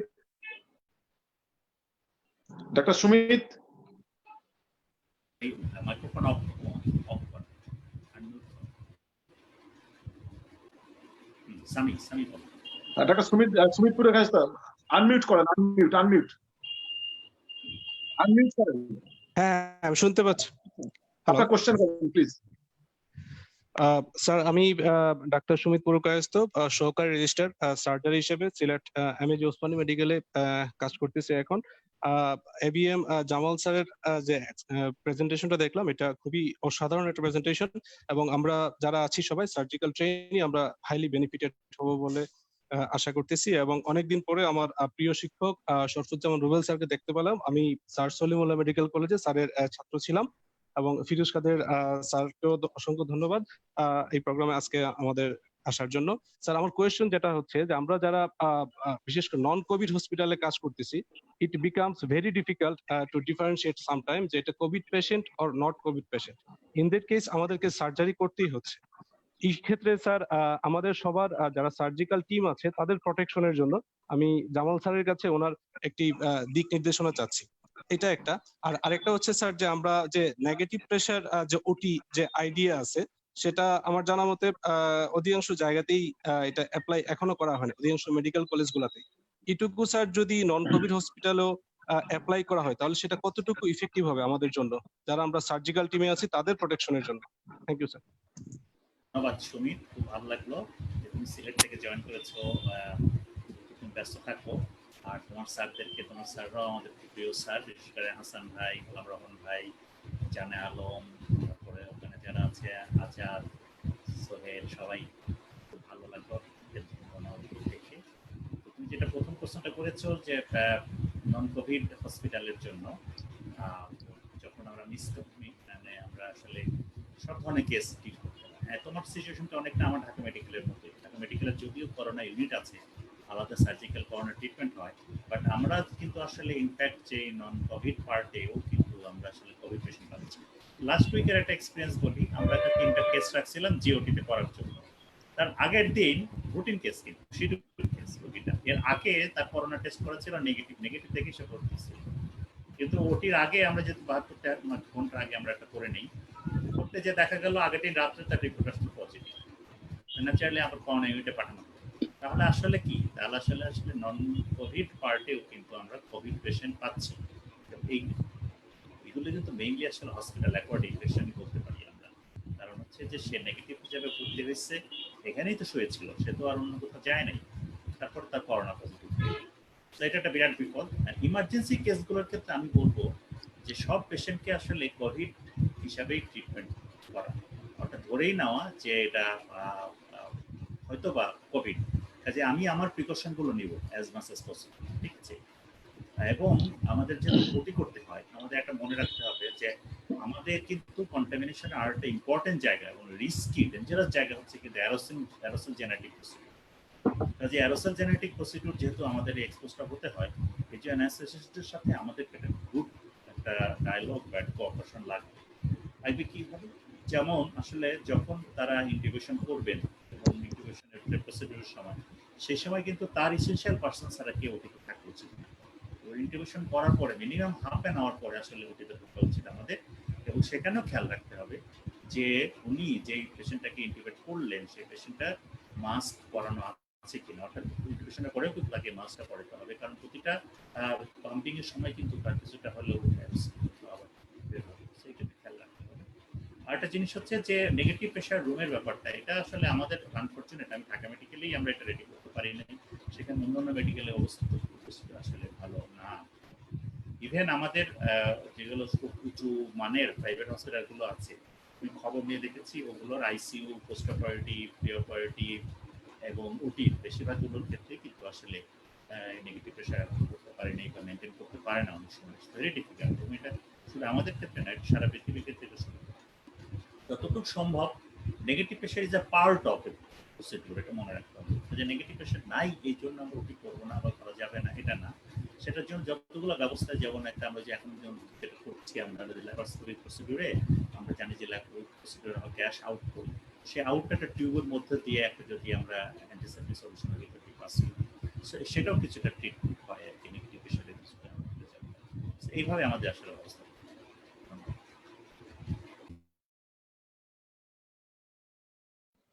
ধন্যবাদ স্যার। আমাদের মাঝখানে আজকে উপস্থিত আছেন। আমি আর একটু বলতে চাই। জি স্যার, জি স্যার। আসলে নেগেটিভ প্রেসার বা ল্যামিলার এয়ার ফ্লো এগুলো কিন্তু যে কোনো ওটির জন্য এটা একটা স্ট্যান্ডার্ড রিকোয়ারমেন্ট। আমরা যখন ওটি ডিজাইন করি, সেই সময় কিন্তু আগে আমরা রবিন স্মিথের বইটা তোমাদের অনেকেই পড়ে না, আমরা আগে পড়ছি। আমরা প্রথমেই ওই রবিন স্মিথের ফার্স্ট ভলিউমেই দেখছি যে ওটি ডিজাইনিং এর উপরে একটা চ্যাপ্টার আছে। তো ওইখানে প্রথমে সেই সময় অনেক পুরনো বই, সেই সময় লেখা ছিল যে সেই সময় মেইনলি কথা ছিল ল্যামিলার এয়ার ফ্লো। আসলে এটা negative pressure air flow, this is a vital requirement for an operation theatre and also an intensive care unit. কাজে এইটা আমাদের নাই, এটা একটা আমাদের আমি মনে করি জাতীয় দুঃখ আর কি। এই জাতীয় দুঃখের থেকে আর এখন কোভিডের সময় আমরা এগুলো আরো বেশি বুঝতে পারতেছি। এই জাতীয় দুঃখ আমরা আরো অনেক আছে, তার ভিতরে এইটা আমাদের জন্য, বিশেষ করে সার্জনদের জন্য এটা জাতীয় দুঃখ যে আমাদের বিচরণ ক্ষেত্র মানে কি, খাওয়া দাওয়া যা কিছু হয় অপারেশন থিয়েটারই হয়। মানে আমার যে আর্নিং, আমার যে লাইভলিহুড, আমার যে ফ্যামিলি সব এই ওটি দিয়ে চলে। সেই ওটির যে বেসিক রিকোয়ারমেন্ট সেটাই আমাদের আসলে নাই, এটা এখন আমরা ভালো করে বুঝতে পারতেছি। এই আরেকটা কথা বলি, এই যে অ্যানাস্থেটিস্টের যে অ্যারোসল জেনারেটিং যে কন্ডিশনগুলো করে, এর জন্য আজকাল একটা ওই অ্যারোসল নামে এক ধরনের একটা গ্লাস, একটা প্লাস্টিকের শীটের মতো পাওয়া যায়, এটা রিইউজেবল। এটা ওনারা যখন ইনটিউবেট করবেন বা ওই ইউজ করবেন তখন ওইটা ব্যবহার করতে পারে। এইটা খুব দাম না, বাইরে অনেক হাসপাতালের অপারেশন থিয়েটারে আছে 3 থেকে 4,000 টাকা 5,000 টাকার দাম। একবার ইউজ করে আবার এটাকে একটু পরিষ্কার করে হয় সাবান দিয়ে ধুয়ে বা করে ইউজ করা যায়। এইটা যদি আমাদের অ্যানাস্থেটিস্ট ইউজ করে, তাহলে আমরা আসলে অনেক কিছু জানতাম না। যেমন হাই ফ্লো নেজাল ক্যানুলা নামে যে একটা জিনিস আছে, এটা আমি শিখছি করোনা আসার 1.5 মাস পরে, এটি আমি জানতাম না। সেরকম এরকম যে একটা জিনিস আছে, এটা আমাদের অনেক অ্যানাস্থেটিস্টরা জানে না। তো আমার মনে হয় এইটা যদি ওনারা জানতো এবং এটা থাকতো, তাহলে ওই অ্যারোসল জেনারেট হইয়া উনি এবং ওনার সঙ্গে যারা আছে বা সার্জনরাও যাতে কম ইনফেক্টেড হইতো যখন পার্টিকুলারলি কোভিড পেশেন্ট করতে হবে। আর নন কোভিড জানি না এই ধরনের রোগী কোভিড করতে, সেটা তো ভাগ্যের ব্যাপার। সেরকম ভাবে আমরা অনেকেই হয়তো ইনফেক্টেড হব। তবে আমার যেটা কথা, স্ট্যান্ডার্ড প্রিকশন যেই কথাটা আমাদের আরিফ বলছে, এইটা যদি আমরা খেয়াল রাখি তাহলে কিন্তু আমরা এই বিপদের 90% বিপদ থেকে বাঁচবো। এই কথাটা যেন আমরা খেয়াল রাখি। আমরা আগে এক সময়, তোমরা এখন বল, মানে এখন আমরা বলি স্ট্যান্ডার্ড প্রিকশন, এইটারে আমরা এক সময় ইউনিভার্সাল প্রিকশন হিসাবে এটার নাম চেঞ্জ হয়ে স্ট্যান্ডার্ড প্রিকশন হয়েছে। এইটাও যদি মেনটেন করি তাহলে তোমরা যে কোনো জায়গা থেকে অনেক বিপদের হাত থেকে আমরা সবাই বাঁচতে পারবো। Thank you. ধন্যবাদ স্যার। আসলে স্যার যেটা কথা বললেন এটা আমার সাথে যারা অ্যানেস্থেশিয়ায় কাজ করেন ওনারা ইউজ করছেন স্নরকেল মাস্ক, যেটা ডিপ সি ডাইভাররা ইউজ করেন। এবং এখন আমার ওয়াইফ একজন গ্যাস্ট্রোএন্টারোলজিস্ট, ওকে এন্ডোস্কোপি করতে হয়, ও এটা দেখছে, ও সেটা কিনছে। এবং এটার যে ফিল্টারটা 72 আওয়ার্স আসলে অ্যাক্টিভ থাকে, মানে পাল্টাতে হয়। ফিল্টারটার দামও খুব বেশি না, এটা আমরা বলি HME ফিল্টার, মাত্র 200 টাকা দাম। তাই করোনা আসলে আমাদেরকে অনেক কিছুই শিখাচ্ছে এবং পরিবর্তিত পরিস্থিতিতে কিভাবে আমাদেরকে কোপ আপ করতে হবে সে ব্যাপারে। তো আমরা অত্যন্ত সৌভাগ্যবান, আমাদের মাঝখানে আজকে উপস্থিত আছেন আমাদের সবার পরম শ্রদ্ধেয় শিক্ষক অধ্যাপক ফিরোজ কাদের স্যার। তো স্যারকে আমি বিনীত অনুরোধ জানাচ্ছি আজকের এই আলোচনা বা সেশন সম্পর্কে স্যারের কিছু বলার জন্য আর কি। আমার শ্রোতারা আসলে অনেক আগ্রহ নিয়ে অপেক্ষা করছে স্যারের কথা শোনার জন্য।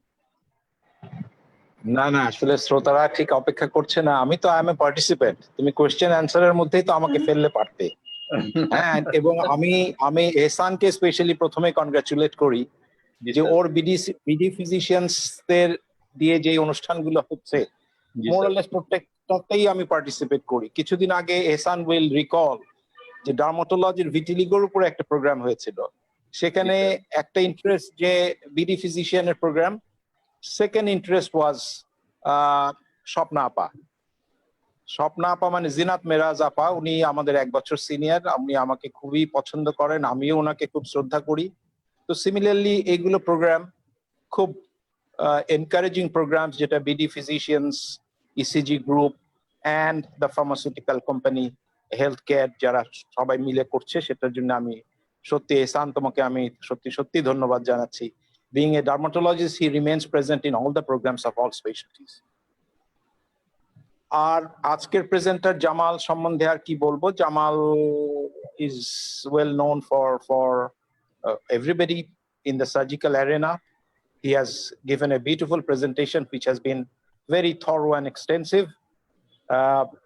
প্রথম জরুরি কথা যেটা জামালও বলেছে, রুবেল বলছে, সবাই বলেছে যে এই প্রিন্সিপাল গুলো আমরা ফলো করি, this are not very difficult subject all together.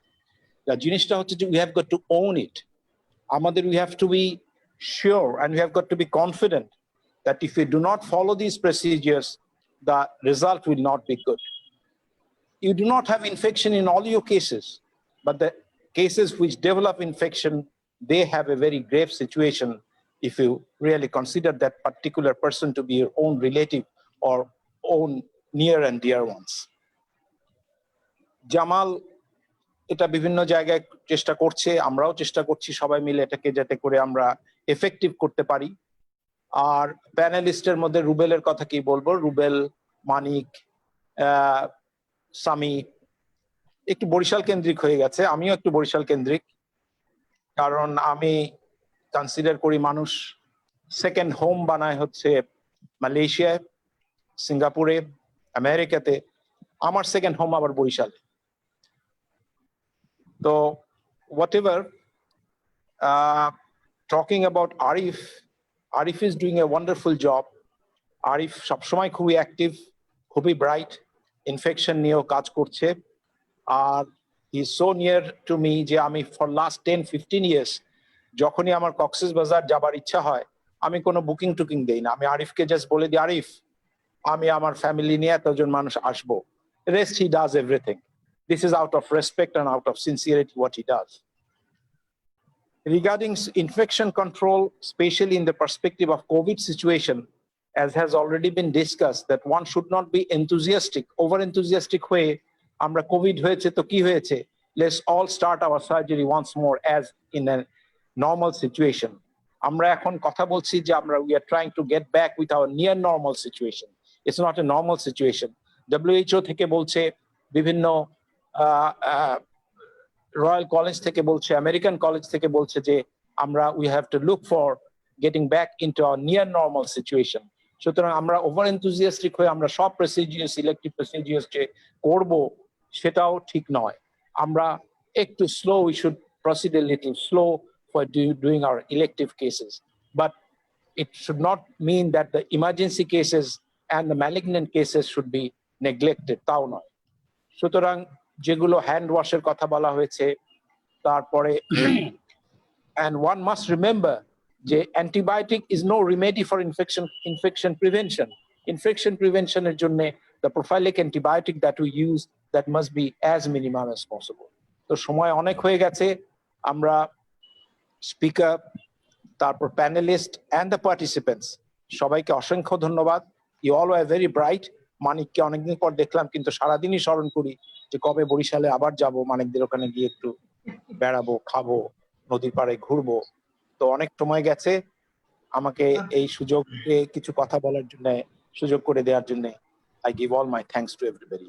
Thank you very much. Thank you, sir. Sir চলে আসেন স্যার বরিশালে।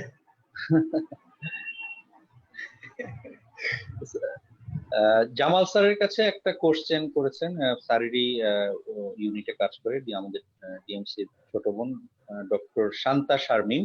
ওর কোশ্চেন হচ্ছে, sir, what will be our strategy to deal with an emergency surgical patient with fever, like having positive contact with COVID patient or coming from red zone, fever with acute মানে আমরা acute appendicitis, এখন কিভাবে sir differentiate করা যাবে বা কি করা? একটা জিনিস আমি সবসময় বলি যে অ্যাকুট অ্যাপেন্ডিসাইটিস এর কিন্তু আসলে আমাদের প্রবলেমগুলো কি সেগুলো চিন্তা করতে হবে। অ্যাকুট অ্যাপেন্ডিসাইটিস অনেক সময় কিন্তু আমরা আগে যেমন বলতাম যে acute appendicitis, the treatment of acute appendicitis appendicectomy, কিন্তু আমাদের কোভিডে আমরা একটু এটাকে মডিফাই করে বলি এভাবে যে start with antibiotic and try to control. You can do the operation after 3 months, you can do the operation after 6 months, কিন্তু patient should be hospitalized for 3 to 4 days. কেন? এই পেশেন্ট যদি মানে বাস্ট অ্যাপেন্ডিক্স অথবা perforated appendix develop করে অথবা abscess হয়ে যায়, তখন তো আমাকে ইমার্জেন্সি করতেই হবে। যেটা আমি কেন আমি বলি যে অ্যান্টিবায়োটিক এটা not alternate treatment for surgery, এটা হচ্ছে এই জন্য যে 3 দিন তো আমি যখন অবজার্ভ করব, এট দ্য সেম টাইম আমি কি করতে পারি, আমি ভর্তি হওয়ার পরে within few hours you can advise for COVID test also. COVID test করার জন্য যে সময়টা সেটা যদি আমরা পেয়ে যাই, তাহলে কি করব আমরা এরপরে যদি আমাদের কি corona positive, so we can go for like corona patient surgery সেরকম।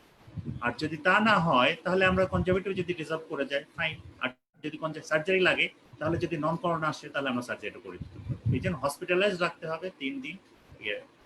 কিন্তু the same is not true if the patient first came as a case of burst appendix or perforated appendix, তখন কিন্তু আমার আর কোনো সুযোগ নাই। It's nothing but it is patients of peritonitis. So the patients of peritonitis, we have to deal with surgical by any means, surgical means as best possible. সেক্ষেত্রে কিন্তু আমাদের ধরে নিতে হবে যে এটা potentially করোনা হোক বা না হোক, with all precaution of corona patient, I should proceed for surgery. এখন non-surgical treatment is not an excuse. তো এই ক্ষেত্রে আমরা যদি মনে রাখি যে what the obstetrician do in case of cesarean section for obstetric labor, আমাদেরও কিন্তু তাই নিশ্চয়ই তারা বসে থাকবে না, নিশ্চয়ই 5 দিন পরে তারা অপারেশন চিন্তা করবে না, নিশ্চয়ই নন অপারেটিভ কোনো মেজারে যাবে না। সো আমাকেও কিন্তু ওইটা যেমন লাইফ সেভিং, আমারটাও life saving. So life saving প্রসিডিউরে আমাকে কিন্তু full preparation and precaution I have to go for surgery. Thank you sir. আমাদের মাঝে আছেন বঙ্গবন্ধু শেখ মুজিব মেডিকেল বিশ্ববিদ্যালয়ের সার্জারি বিভাগের সহযোগী অধ্যাপক ডক্টর সামিয়া মুবিন। তো তো আমি একটু ডক্টর সামিয়া মুবিনকে বিনীত অনুরোধ জানাচ্ছি আজকের টপিক শুরু করে তার কিছু ওপিনিয়ন বলার জন্য। সামিয়া। আসসালামু আলাইকুম, আমাকে শোনা যাচ্ছে? হ্যাঁ, শোনা যাচ্ছে সামিয়া। আসলে আমি এখানে প্যানেলিস্ট হিসেবেও আসিনি, আমি শুধু একজন শ্রোতা হিসেবে এসেছিলাম। আমাকে হঠাৎ করে কেন আমার বন্ধু ইমন কথা বলতে দিল, আমি একটু বিব্রত বোধ করছি, বিশেষ করে আমার এত সিনিয়র স্যাররা এখানে আছেন। দেখা যাচ্ছে না, তোমার ছবি দেখা যাচ্ছে না। আমার ছবি, তোমার ছবি দেখা যাচ্ছে না কেন?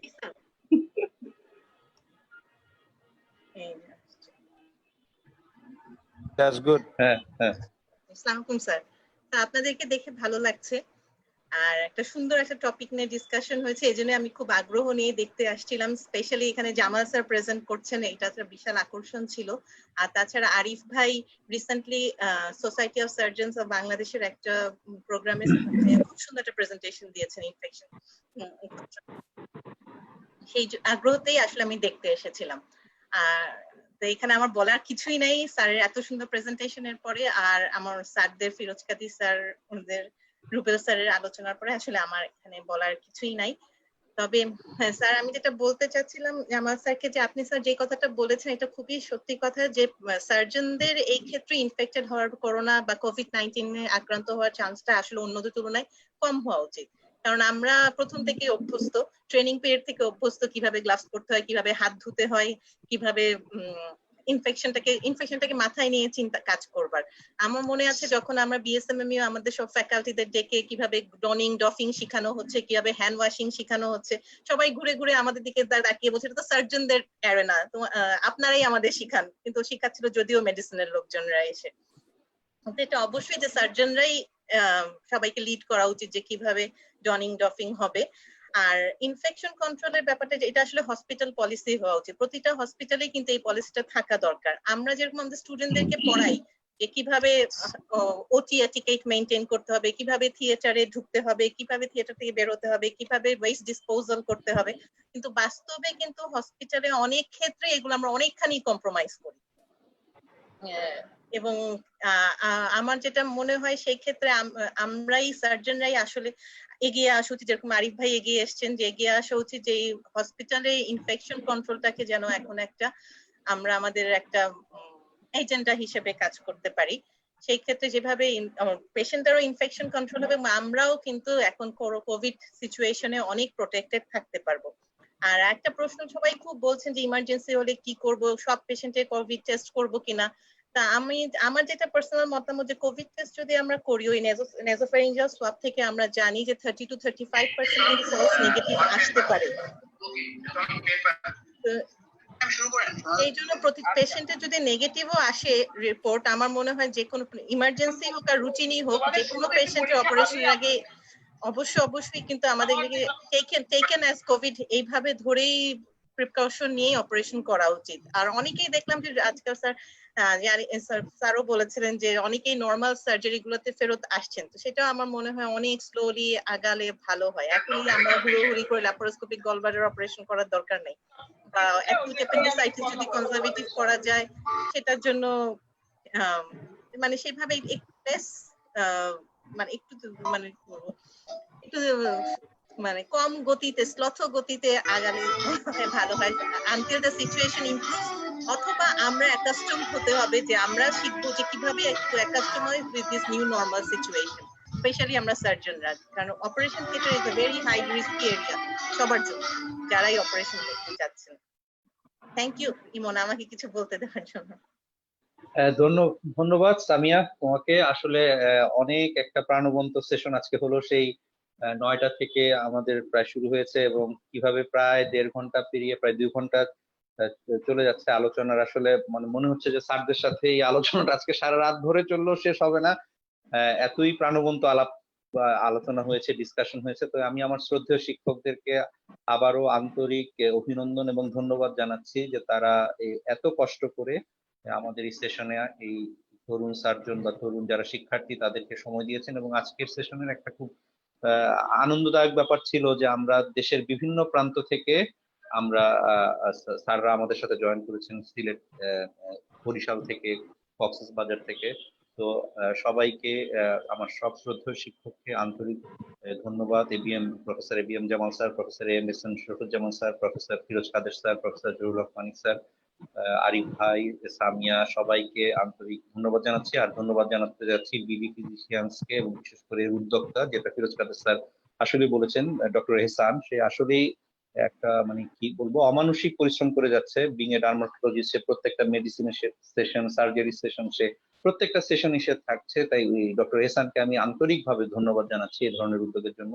ধন্যবাদ জানাতে চাই হেলথ কেয়ার ফার্মাসিউটিক্যালস লিমিটেড এবং আমাদের আজকের কো পার্টনার ইসিজি স্টাডি গ্রুপকে, যেখানে অসংখ্য ছাত্রছাত্রী আছে।